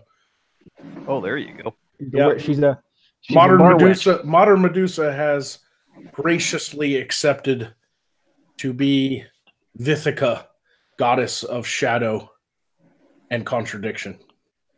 Oh, so she's always in bright light. Yep, she's also the mother of vampires. Oh, thanks a lot. How do you kill a vampire Morskar? Is it normal way? Is it do a special way? What? How do you kill a vampire Morskar? Is there like a rule, or do you just kill them? Fire. Fireworks. Fireworks with a lot of things. Fireworks with everything. What are you talking about? What doesn't die by fire? Honestly, Magog. Yep. He just get burned and then rises up again. Yep. No, I gave Medusa the money to buy the dress and everything, so she's going to be Vithika. That's what I'm saying, mistress. If you need some help, just let me know. I'm willing to fund this stuff. Well, Magog has been incinerated several times by Rufus, so clearly fire is not permanent for him. That's because Magog has several pieces of his soul scattered throughout the land, hidden. You know. Oh, Horcruxes! Somebody got that. That's a joke. That's not really Magog's thing, but I'm glad somebody got that joke. I didn't get the joke. Wait till Harry Potter listen. Yep. Like, what do you think I was going to do? Scatter my soul around in several little things like that silly noseless fellow over there that the little boy took out? I'm not a bitch like Voldemort. Yeah, Mesolith drops a sign in the chat, says, "I wish to be a maiden. Notice me, Magog. You have been noticed." I've talked to you, Mesolith. Send me pictures. Probably nude. You gotta do a costume and everything. It's gotta fall in line with my lore. See, that's the thing. The character you're gonna be a model. We've got to create you a character. Now it can still be based like Mistress of Plagues. I already love that whole idea. You know, so we can make up some lore for Mistress here. You know. But the whole point is to have like hot medieval babes, you know, for posters and eventually like live streams and stuff like that, and photo shoots and sell calendars, and everybody gets a cut. You know, everybody shares. All the models get paid a part of the profits. You know. I could voice a knight or something like that. Someone else just doing the movement. Yeah, like I'd love that because you have that accent. You could be like a town guard. What am I supposed to be doing today? I don't remember. Oh, just standing here. That's right. And the character name would be Rusty Crotch. And the other guard has to hiccup. Yeah, I got kicked out of the army. Why? Because I kept having boners during battle. All the other knights thought it was awkward and weird to see my boner through plate mail. What the fuck? I always put a dent in my codpiece.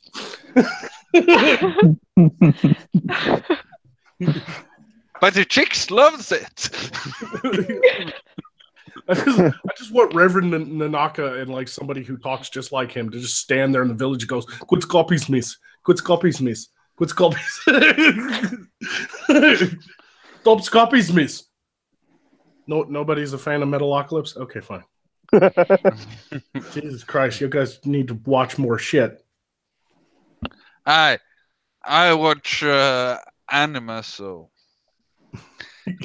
You've never seen Swissgar and Toki of Metalocalypse? Stop copies me. Stop copies me. Stop copies me. You are. He's like. You are. What I calls the G milfs. That is the grandmother I would like to fuck.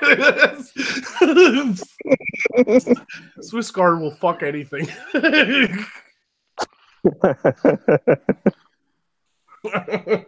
Hey, Dork's here. What's up? Hey, how's it going? Hey, everybody. This might as well just be called the Maidens of Morskar stream. Oh, cool. Sorry. Oh, another maiden. No. Welcome. Well, we got two maidens here. Because Dork Oracle is one of my new Maidens of Morskar. Huzzah. Aha. We just got to come up with a character name and everything. Is there 7 Maidens of Morskar? There's as many as I can fucking get. Oh.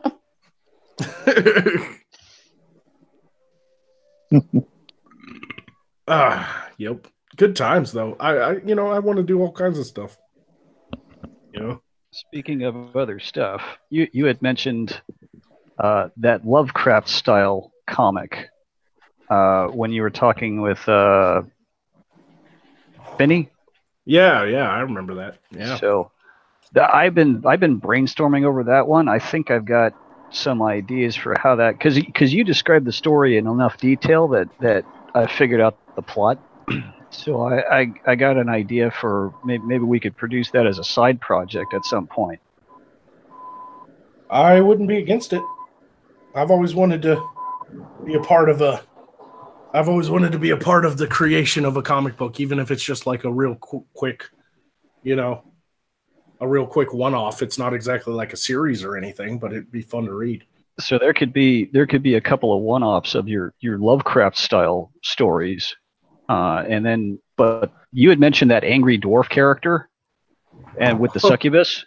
Oh, and yeah. So I wrote all that down, and I got this idea for drawing cartoons where it all happens in Morskar, but these are like supplemental pieces that aren't filmed. These could just be like, say, part of publications that you put out. And so the angry dwarf meets Magog for the first time, and Magog looks him up and down. It's like, "What happened to you? Did somebody leave you in the wash?" I've always loved that character. I just got to figure out how to create him because he's a dwarf, so he's got to be shorter. And I don't know if I want to do camera angles like Peter Jackson did, or if I want to try to find an actual little person. I don't know, but I'd love to create Ulthgar the Unkind.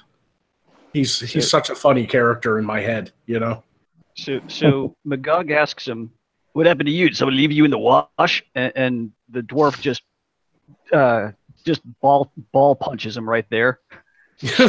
I love it. Why did they call you Ulthgar the Unkind? And then he just punches Magog in the dick. Motherfucker! And he like walks away. That little bastard. Fucking hell. That was really unkind of you. Oh, I get it. What I was going to draw is also Magog's dead eyes pop out of their sockets. It's like, damn it, now I need new eyes.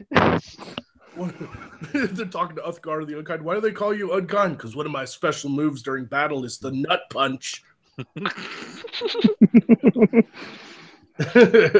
James Colley says, Dork is a Magog fan too. She just keeps getting more awesome. You got a fan. Thanks. You got a fan. Who said that? What's their name? With James Colley. Ah, cool. Thank you. We got to get you a camera, girl. Yeah. Yeah. Your pictures look great. The ones you sent me. I can't wait to show them to everybody and announce you as an official maiden. I'll be working on that today, probably after the stream. I'm going to be working on some catching up on some of that, but a lot of yours are taking like selfies. Yes. So what we need is get you like a camera that you could put on a tripod and have maybe like a remote where you can get somebody to take a picture for you, Yeah. But the ones you sent me will do for now, Magog. Because right now it's just to introduce, like the pictures people are sending me now are just to introduce the fans to the Maidens. So I'll be putting the pictures in episodes You know, like during the beginning, it'll show this week's Maiden is, and it'll have a picture and everything. Just get you guys some exposure, get you some followers, get some people out there going, oh my God, you know, Magog's got fucking hot medieval babes, you know? But eventually we're going to try to really get the characters fleshed out, get the backgrounds written, get the lore written about the Maidens, and then have like these really great pictures taken. And I'm willing to fund it all. I'm willing to send money so you guys can get cameras and costumes and stuff like that. That's why I'm very picky on who. That's why I'm very picky on who the Maidens are. You know. I'm sure I could get some of that stuff myself as well. Like, I feel bad if you were sending me all this money. Well, no, but the point is to have that. You know, the point is to make it happen so that we can all make money off of what we sell too. Because there's going to be calendars and posters and stuff like that. You know. Yeah, it's an investment like any other thing. Yeah, I consider it an investment, and that's the same with that goes with Mistress too. You know, if you need anything, Mistress, let me know. Thanks, Ro. We should wait for the pictures how they turned out. I will send them to you, and well, we will see how they turned out. Yep, I can't wait. But the most important thing, because you said it, nice cleavage. That's. The most important thing is nice cleavage. I agree. Yeah, I tried my best with that. I don't have massive boobs like most maidens would have. You don't have to. So I tried. You don't have to. Use a one of the self-adhesive wing bras. Yeah, right. Just do it. Hey, A-cups is nice. All you need is a handful. What are you talking about? God, you read my mind, but I just wasn't brave enough to say it. Messalith says, I would hop on to the hangout, but my job is in the way. That is okay, girl. You can come on some other time, I'm sure. But no, I mean, that's the whole point is Maidens, if you know, that's also, it behooves you to have social media so people can follow you and stuff too.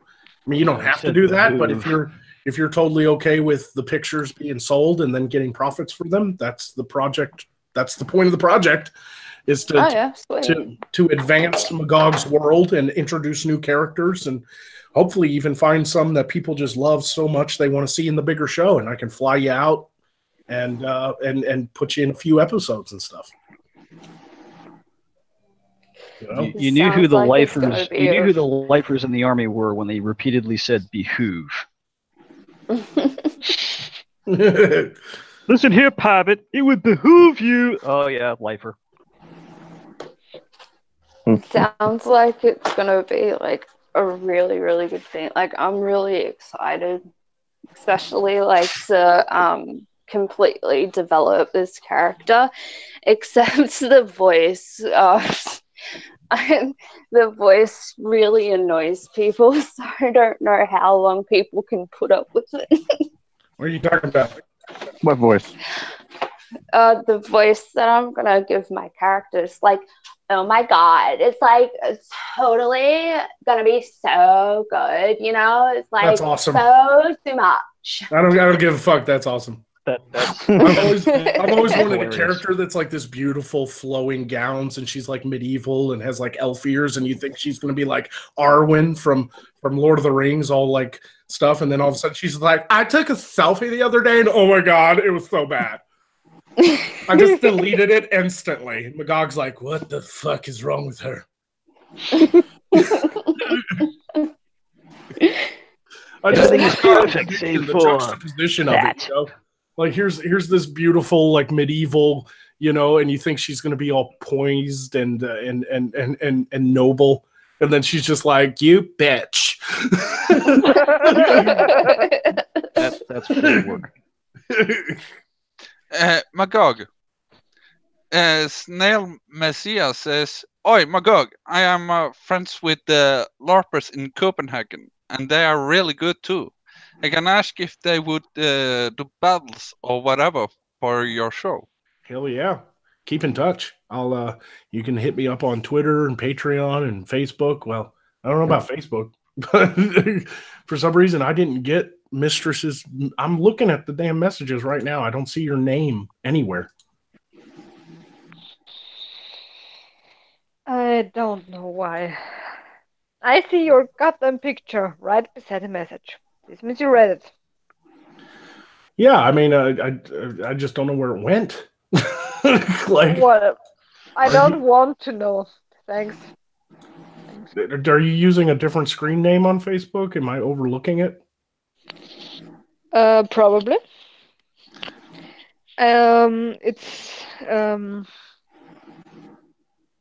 I actually don't know how to pronounce it in English, so okay, whatever. I just in write the it. chat. Yeah. Just a moment. Say Yankee know-how.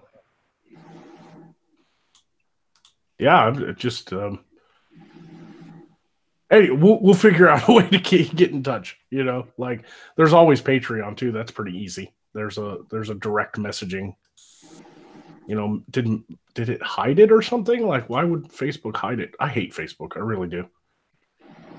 I stopped using mine Zuckerberg 4 is years just trying ago. to get back at everybody that bullied him in school. Same thing with Gates. Anybody that stuffed him in a Foot Locker in high school is like, I'll get you. I'll fix it so you have to use my product, and then it won't work. Magog should be like the flu, going viral. Yes. It's just a stupid pun. I was just thinking about sickness jokes because reasons. Yep.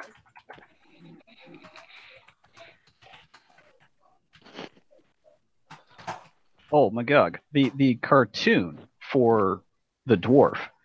I had this idea. I don't know if you'll think it's funny, but the thing is, the succubus technically doesn't talk. The thing is, when she talks, the word balloon is filled with little like emoji style images. So when it's the horny barbarians, you know, she has these thoughts in her head of this awesome orgy, and so the dwarf's like, okay, fine, you can take this mission. All right, yeah, recharge your mana. Yeah, fight. You better be able to shoot lightning out of your nipples or something. And so then she just does she just has the squee look on her face, and the word balloons are just thumbs up. And then she finds out, no, wait, they're actually horny lizard barbarians. Uh-oh. You know, they're actually covered in horns. Like, no. Mesolith says, I will murder the Valley Girl. She vexes me. Yes. Oh, it's a good. Oh, proof it's a good character. Yep, that's. Oh my God! I met this guy the other day, and it was so hot. And I tried to do a spell on him, but he went and died on me. How rude! That's awesome. That's gonna I don't care work. who you are. That's awesome. That's Oh, gonna work. she's got to be twirling her hair while she's doing that. Yep. Yeah. Hands on the hip, fucking. Hi, Ghost. Am I the only one just imagining the Maidens of Morskar just fight because stupid things? Right? Get all the maidens together and now fight in that mud pit over there. or in a wet white T-shirt. Yeah. Let me get the mean jello. I just stole the joke. No, I'm excited about the Maidens project. Even if I only end up with like 4 or 5 girls, that's fine. You know, that's enough to do what I want to do with the posters and all that stuff. And you know, so you know, it's going to be fun. Get a following, get people wanting the stuff. You know, I figured there's a market out there for everything. You know, I'll have to do something for the ladies too. Get like the Lords of Morskar going eventually. Get some hot guys. Hey, sign me up. It's not, hot, but I'll be able to do what I want to do. I don't care. I'm trying to expand this world, and you know, part of it's a business strategy too. Don't get me wrong. I'm trying to fund the bigger projects. So, you know, I am trying to, you know, fund the bigger show. And the only way to do that is to, you know, sell merchandise and get videos out there and get people following and subscribing and things like that. So I mean, I'm not going to deny that I'm a bit of a capitalist. Sue me, you know. Magog. Two things. Director Arcater, could you invite him into the stream? Oh, Arcater's here. What's up, man? Yeah. If And Fox Troika says, as a 6'3" burly beardy man, can I be a Maiden of Morskar? I think it would be funny to have at least one like bearded dude in a dress. Oh God, there's like a commercial back in the day where it's like a toothbrush or a toothpaste commercial, and the guy in bed, he wakes up and it's a tooth fairy, but it's this big burly man in a pink tutu. Who the hell are you? I'm your tooth fairy. Get over it. It's not a dress. It's a kilt. Oh my God, your lipstick goes so well with your beard. It looks so pretty. Right. Oh man. It's amazing. It got up above 60 today in San Antonio. Yay! Yeah. No, it's hello, the good director. Hello, director.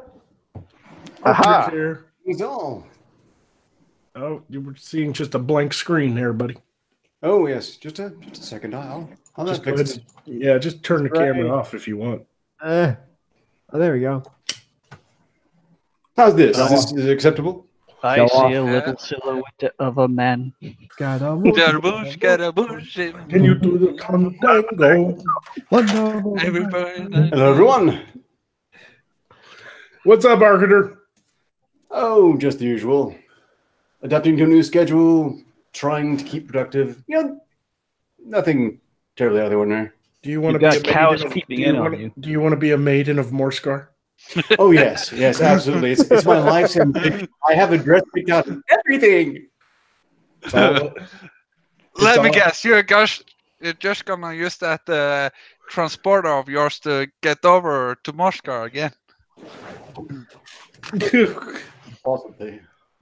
I think, however, that maybe it might be too soon to break out bikini Arcater. We might want to save that for some, I don't know, anniversary occasion, or maybe next April Fools.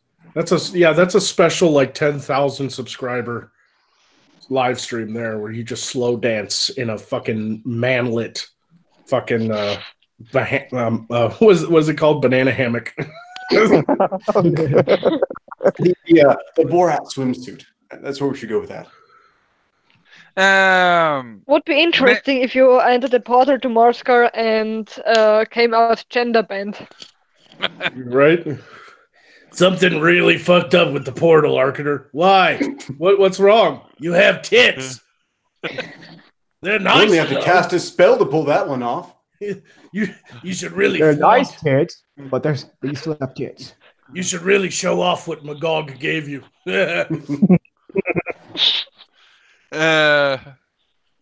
Maybe next time you do a crossover, Magog is the one that crosses over or drags you. Yeah. You wouldn't want my character to do any magic because people die every time she does magic. I have some potential names for your character, but do you have any, Dork? Like, do you have an idea? I came up with a first name. Like, Violet is pretty ditzy. Right? You want to be a ditzy. Like, what? Describe to the people what your character is, because I don't want to show the pictures yet. But you have like these horns. Like, what are you trying to be? Like, some.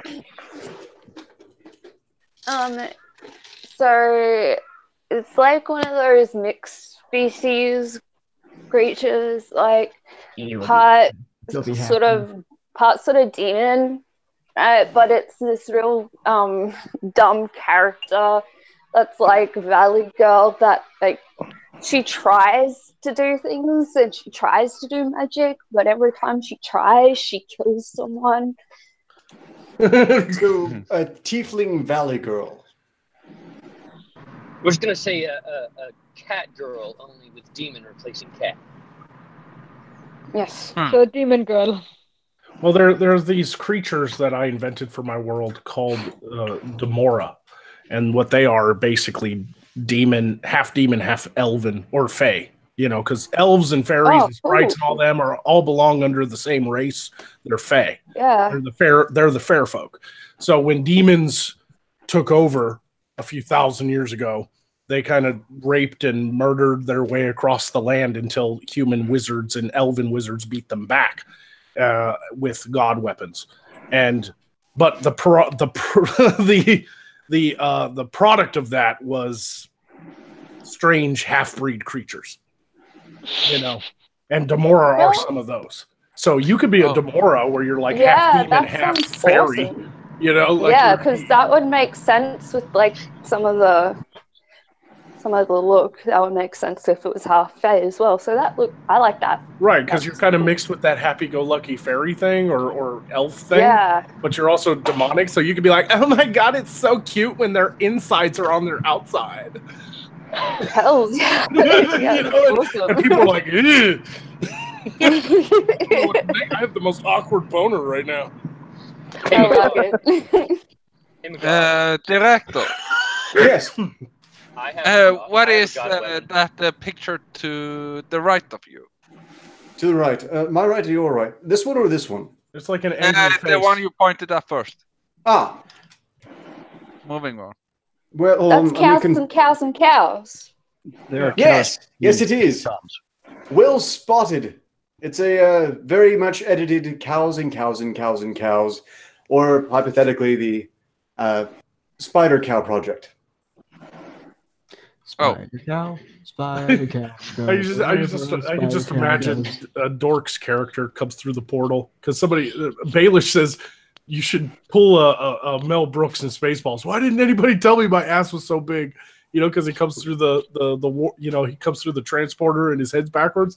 I'd love to do one where her head's backwards when she comes through the portal. She's like, "Oh my god, my ass is so cute."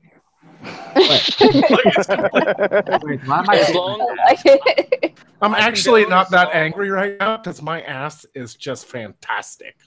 I condone this as long as somewhere in the episode someone says assholes. I'm surrounded by assholes. Keep firing assholes. That's when something goes really wrong with the portal. How many assholes do I got on the ship anyhow? Yo! I knew I'm surrounded by assholes. James Colley says, Magog, I think Vanessa would make a great female Swissgar. She has the perfect voice style. All right, now we need Revan and Mistress of Plagues to both at the same time go, quits copies, miss. How about no? I can't say that because I don't know how to pronounce it. Stops copies, miss. It's just a joke. Get over it. Yeah, I know. I can't get over it because I don't get it. Oh, it's so good. Yeah, you guys have to watch Metalocalypse to get it. It's a show on. Oh god, I miss Metalocalypse. It's I do too. I'm Dr. Roxo, the rock and roll clown. I do cocaine. I do a lot of cocaine. I think Pickles is my favorite character. Yeah, Pickles. I love Pickles. Pickles. Fine, it's already been revealed. Pickles. I love when Pickles' parents come to visit, like all the parents come to visit in that one episode. And the whole episode, Pickles is just scarred. He's just staring into nothing. Like he doesn't say anything all show. His parents are just standing next to him, looking at him, and he's just staring forward, like. He's got the 1,000-yard stare. Yeah. The He survived. Oogie Boogie Burger. Survived Ted. Yes, Dr. Roxo was a sex offender, Abaddon. Director. Yes. Yeah. About the Sparta says a cow version of the human centipede. Question mark. A cow version of human centipede. Interesting. That seems kind of needlessly cruel to cattle. I know the cows and cows video. They're clearly having a blast, but I'm pretty sure that wouldn't be the case if they were given the centipede treatment. It's one of the oldest. I guess. It's one of the oldest memes on the internet. Yeah, I guess it's not made a circulation in a long time, so. It has been. It is a dead meme, but it is one everybody remembers. Snell Messiah says, director, you would rock that look a lot better if you had an old-style handheld mic. If you ever watch Star Trek Voyager, there is an episode of Captain Proton where Chaotica is using the mic. That mic. I'm confused. Oh, you mean the 7 of 9 show? I have no idea. I mean, I watched Voyager, but I don't remember that episode. 7 of 9 was the only good part of that show. Sorry. You mean? Yeah, that's when it became the 7 of 9 show. We lost You mean your voice, director. You mean Big Tits McGee? Don't hear a thing. You're muted, director. Tits McBorg. I don't hear a thing. Yeah, we're not hearing Arcader right now. We lost contact. We lost radio contact. Do you hear? Houston, we have a problem. Radio check. What you guys are calling? Just say hi. Okay, Radio how about check. Lost 1. This is No. lost 3. Are you lost 2? Over. How about now? Yeah, we're here. Oh, there he is. Yeah, we can hear you now. We can read you loud. Lima Charlie. Licking Good. chicken. Director, it looks like you're wearing an Oogie Boogie cosplay or an Oogie Boogie burqa. Oogie Boogie Burqa. Hey, Just call him there Uncle really Gunny is Sack. insufficient variation in burqas. I mean, all the black sacks. They do need some more variation. I think that's a great idea. Maybe I can start a trend. Variation means imagination, and imagination is forbidden in that culture. I'm sure it would be some There sort is of no halal. fun in that culture. Well, that's true of any sort of zealotry-driven arrangement. Oh, Weirwood Jones is in the chat. Oh, hey, Weebo. Hey, Weebo. Like I don't get enough of these people for side quests. Fucking hell. All right, guys, I'm at my next client, so you guys have a good one. Later, Ghost. Hey, take care, man. You Where are I free. get my nipple tasteless as Weirwood Jones. Whose nipple is tasteless? I put the link to this thing in the side quest group chat. So if she wants to come on, she's got the link. Oh. Yes, appreciate Walter Wilco saying that I should stay away from Morskar. Noted. I will have vengeance upon that tree, and I can't get vengeance if I don't go back. Was that a hard bang? Little Director? mahogany. I saw your joke. I wonder. Director. I'm over here like I'm listening to you guys, but I'm having all kinds of thoughts.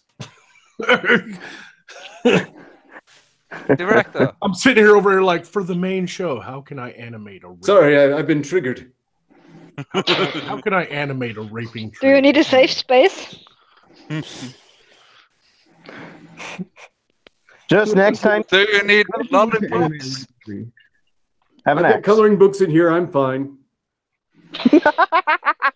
Don't forget your Play-Doh. Well, if you start eating the crayons, we'll know you were a Marine. Oh, Miss Jones is at work and won't bother too Wait, much. doesn't the U.S. Army hand guide just say call the Marines? No, No, that's they why do. we have Rangers. Some I suppose pyromancer says or screams, I can animate a raping tree. I've seen some pyromancers work. It's fun stuff. But for the main show, I'll need it heavily textured. It's got to look real, you know.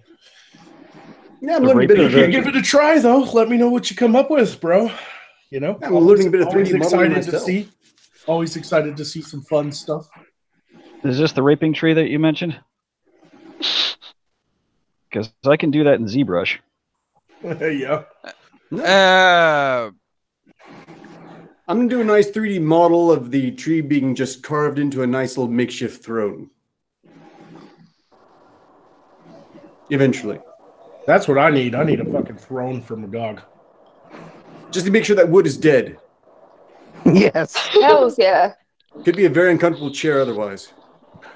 Well, it wouldn't I be dare say. uncomfortable for the tree. Way ahead of you, Magog. My model of you got the throne, so you should shrink. You should shrink. Awesome. I want something custom though. I know I can get online and buy like a throne, you know, like a fancy chair. But I'd like to maybe build it myself. Oh yeah. You know, Yeah. make it custom. You know, carve some cool designs into it and stuff like that. Is it gonna be like black or wood or like stained wood? Or... I'd probably stain it so it's like a dark, like cherry or something like that. You know, that way, because it wouldn't be an actual throne. It'd be more like the chair he sits on in his magic emporium, overlooking his store. You know, and I've got to find a female actress to play his assistant because I had this idea of like this ditzy female that is kind of like that helps him run the store, you know. So she can like help the customers. So Magog's not bothered with such things. He just he can hide in the back and not deal with them. Right. And then she could be sitting there talking to some customer, and then all of a sudden you hear Magog like, "Little girl, come help me dismember this corpse." And she's like, "Oh, I hate this part." I hate this part. It's so disgusting. I got blood under my nails. Ew. Quit flicking your bean and get back to work.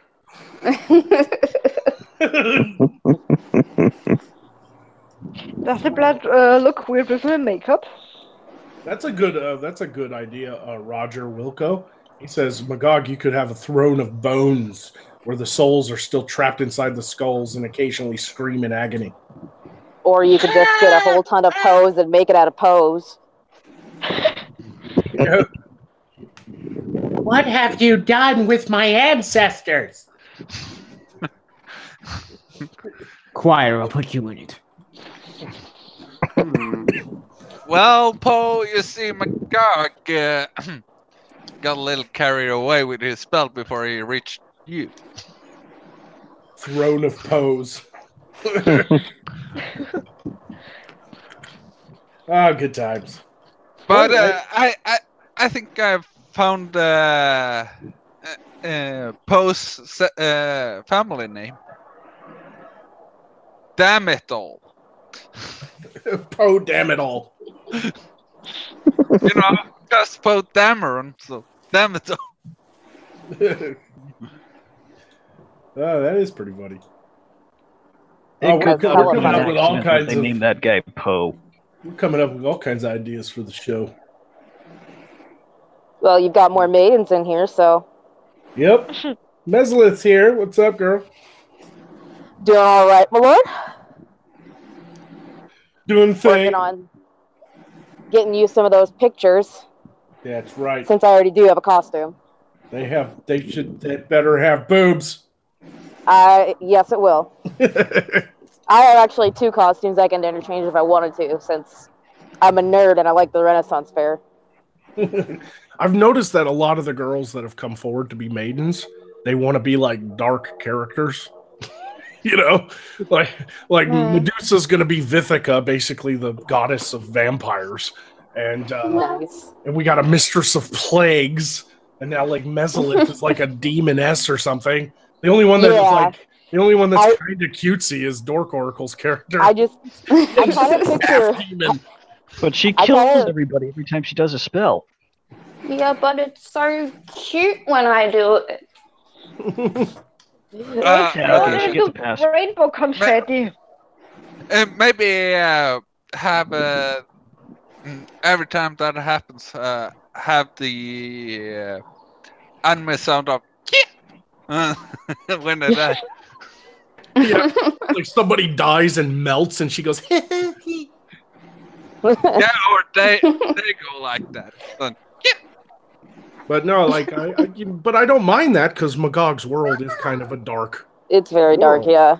You know, so I mean, it kind of makes sense that I would get a lot of demonic characters who want to be like enchantresses and fucking sorcerers and shit like that. Yeah. Well, I came up with Mesolith from the side quest attacks you have, where you go, "Oh, eyes, demons! Oh shit, it's demons! I didn't think this was gonna fucking work." So I just imagine Mesolith going, "Oh, this fucker again." We should do like a skit where it's like, "Quit texting me, Magog. It was one time." You're blowing up. You're using up all my daytime. Instead of texting, it should be stop sending me those pictures or something like that. I don't think you have internet there. Yeah. You're draining my communication crystal's mana. Stop it. Yeah, you are. Yeah, that's what I'm thinking. But I started messing around with the idea of her being infatuated with Beardy. So I'm gonna. The next video I plan on doing is on Beardy, and she's just gonna have suddenly, life has new meaning to me in the background, just like staring at him, going, "He's beautiful." A character I still want to see one day is a proper fraud wizard, the sort of one that just raises their hand and screams "Arrow of Death," and either shires a discreet crossbow up their sleeve or alternatively a small handgun. Like a fake wizard. Yes. Yeah. Oh, I'd love it if like a traveling magician came to town and is like wowing all the people like Chris Angel does on the streets in Las Vegas. And then like Magog's watching in the distance, like, "I can see the wires. This guy's a fraud. I'm gonna fuck him up." I can just imagine Mesolith in the background, just like snipping the wires, looking down at everyone, going, "What?"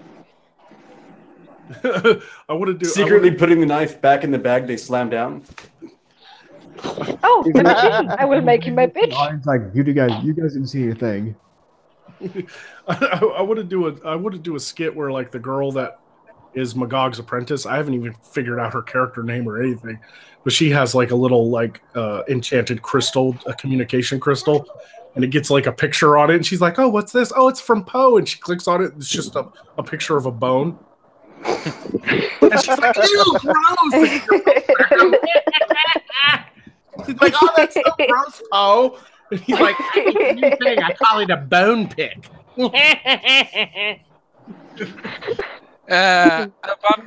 The spoiler says, "Do the vampire sparkle?" But I think we talked about that some other.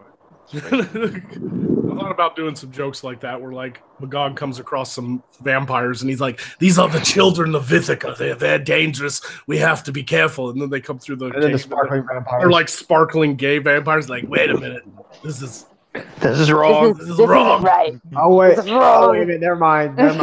Take down. Never mind. Also long, guys. And even greater Oh need my to purge them God. immediately. Oh my god, what the fuck is wrong with your skin? What is wrong with them? They're supposed to explode. Sorry, I practiced magic and gave them glitter. God damn it. Well, who was the person that wanted to try Some both? vampires start sparkling in the sun. Magog's like, I have a solve for that.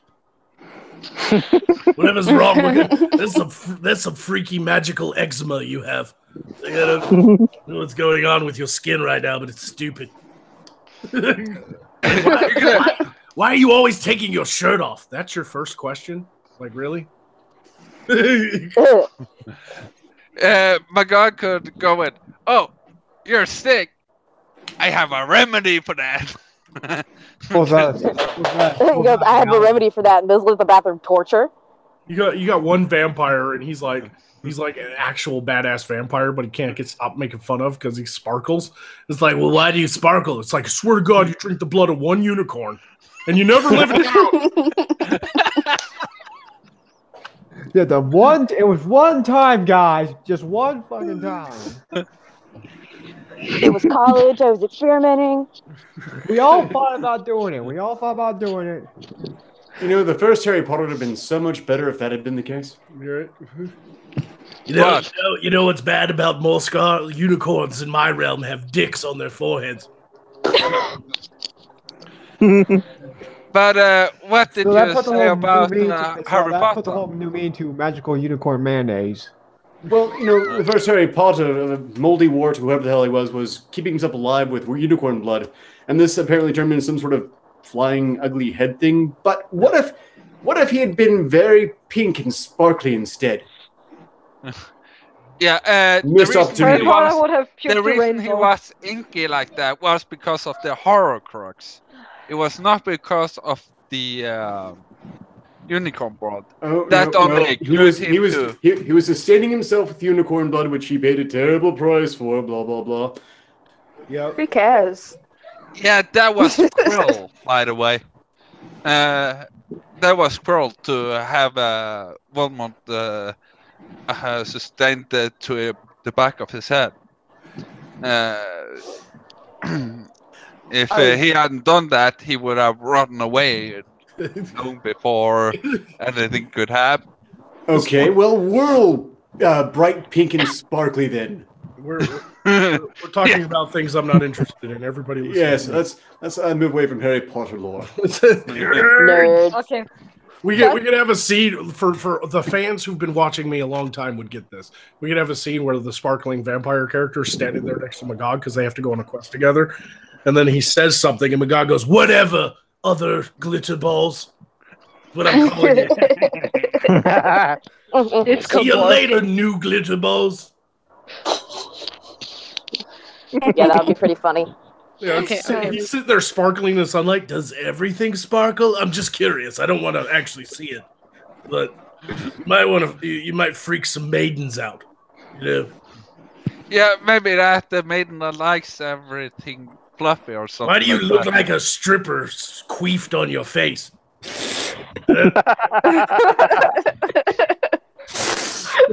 And remember, everyone, never put glitter in your vagina. Oh, God. Never. Someone needed this reminder. Maybe not this audience, but you can pass along the word to them, because wherever they are, they need that reminder. No, correction. Tell all the feminists it's empowering.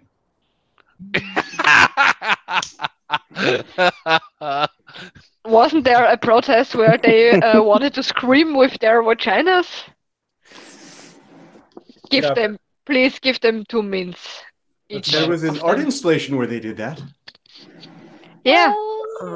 This place would have smelled like fish. I'm so tempted to press the exterminatus button. Well, sometimes you gotta be careful of whose vagina you're going for, because maybe someone that's part demon might have a vagina that's a portal to a different world. Yeah, I already did a video on that. Vagina dentata, vagina infernata. Huh. Well, it's going to be dangerously hot. The director, what about the auto picture? Auto picture? Other. Oh, Peter Strzok, one of the scariest photos I've ever come across. I can't wait till Magog gets called to the kingdom because the king's daughter, the princess, is sick and she doesn't know why. And Magog's standing there and he's like feeling her forehead, her fever, or whatever, and she's like in bed. Then he just turns to the king and be like, "I know what this is." The king's like, "Tell me, wizard, and tell me if you can cure her." "Well, turns out your daughter, the princess, has a bad case of the whore. She's pregnant." Yep. Your daughter's a slut. Unfortunately, there's not a cure for a bad case of the whore. Well, except for our coat hanger. Is there a meaningful difference between curses and plagues in Morskar? Me. Plagues are very specific, where curses can be a multitude of things. I suppose it depends whether they're infectious. Like Magog, he likes to curse people in ways they don't think they're cursed. Like he gave one the clap. Like Magog will give some knight. He's like, "If you drink this potion, give me 500 gold, and I'll give you this magic potion. It gives you the best luck in all the world." And the guy thinks he's like super lucky, but I mean that always backfires, right? Like he's got supreme luck. Oh gosh. Well, it doesn't matter to the point to where he's lucky enough to find out his wife's cheating on him. He's lucky enough to know the truth about all things, you know. Or alternatively, it makes everyone else's luck in the vicinity terrible. Yeah, pretty much. Like, hey, at least my head isn't exploding. Like there's this whole line of jokes where Magog gives a knight or an avenger. He gives Beardy a potion that allows him to know when he's become stronger. It's basically a leveling up potion.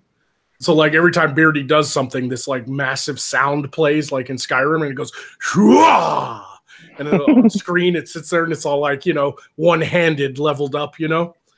And then when he's like sneaking through a dungeon and there's a sleeping dragon because everybody can hear the sound, he's sitting there sneaking and all of a sudden he goes shua, sneaking +1, and the dragon wakes up. What the fuck is it? And he's like, no.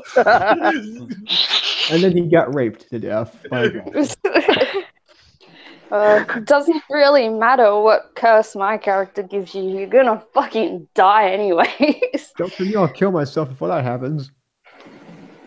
Well, you probably won't know it's coming. Like, I try. Like, I try, but they all end up dying on me. They're so real. Like, why don't they like me? Okay, Magog and the other ladies, I have to go. I wish you a nice hangout. Yes, thanks for coming by. Nice meeting you. Try to send me another message on Facebook. Maybe I'll see it this time. I have no idea where it disappeared to, but if you don't hear from me, assume that I'm not seeing it and try sending an email or something. So. Okay, I will try an email and send you a dick pic just because. Sounds good. Sounds good. You heard it here, folks. Mistress of Plagues has dicks. Do you really? Yeah, and so many STDs to choose from because plagues. Yeah. Right. Why not? So you're a necromancer and you got a weird case of STD. Mistress of Plague gave me a bigger dick. I don't see that as a curse. I can barely walk. I keep stepping on it. Such a handicap. I have to throw it over my shoulder for fuck's sake. Oh, no. And that's when it's flashing. You want to see what's like it's hard? I can't help it. I see a beautiful woman and I end up mowing down 3 trees in the woods. Popular with the giantesses, though. You don't know what it's like to have a mile-long dick. The Titans are very popular. Yeah, you know, Adult Swim has a cartoon where it's about the girl who has a father who literally has a dick as head. Oh yeah, good times. Yeah, but last stream everybody say goodbye to Mistress of Plagues. Let her yes. Bye. Again, please don't plague me. What?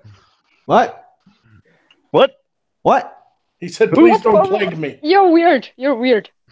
Thank you. I'm weird.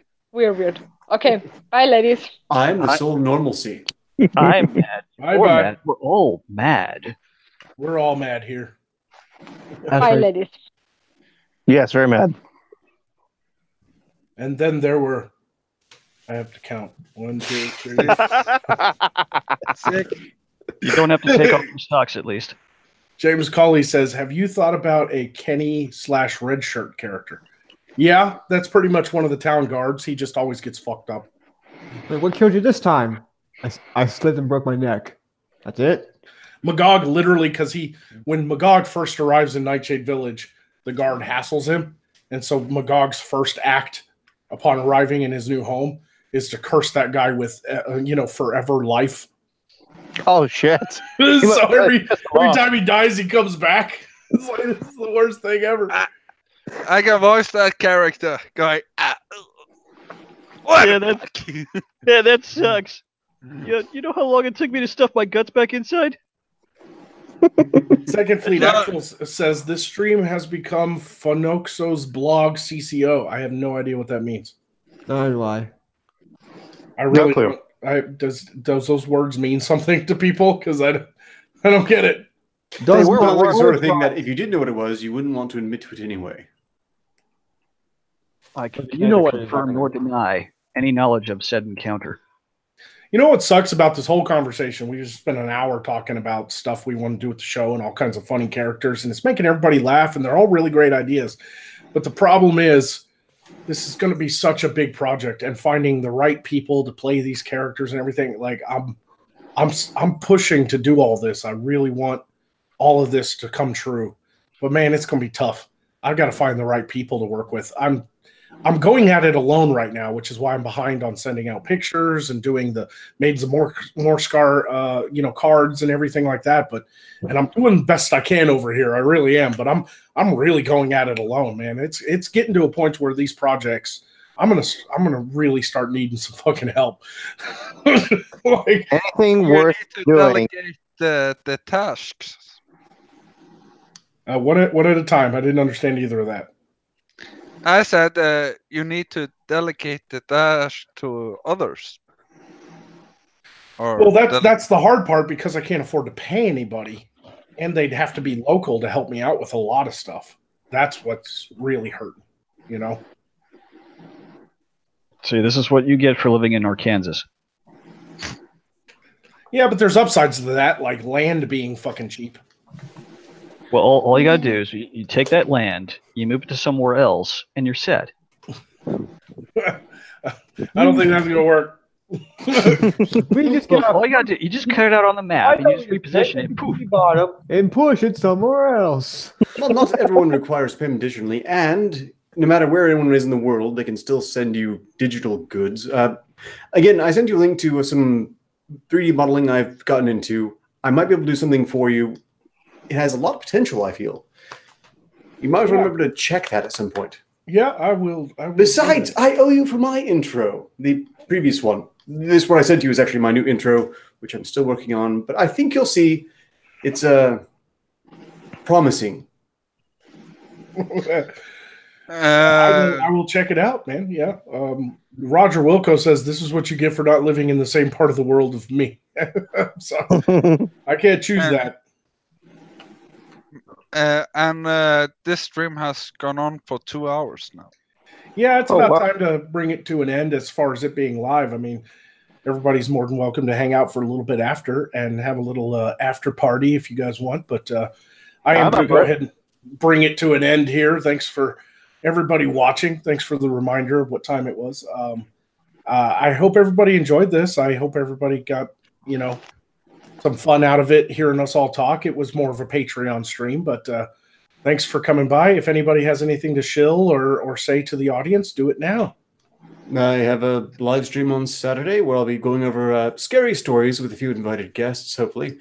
And Sunday, I should be live with the Mad Metal Man. Shout out to Weeaboo Jones, who you gotta watch. That's for me. I like her. Oh yeah, Weebo's good peoples. I have a channel, but I haven't gotten the time, nor have I felt like doing anything with it yet. I'm too lazy. Good times. Anybody else want to say anything before we end it? Ass rape. Ass rape. Bye.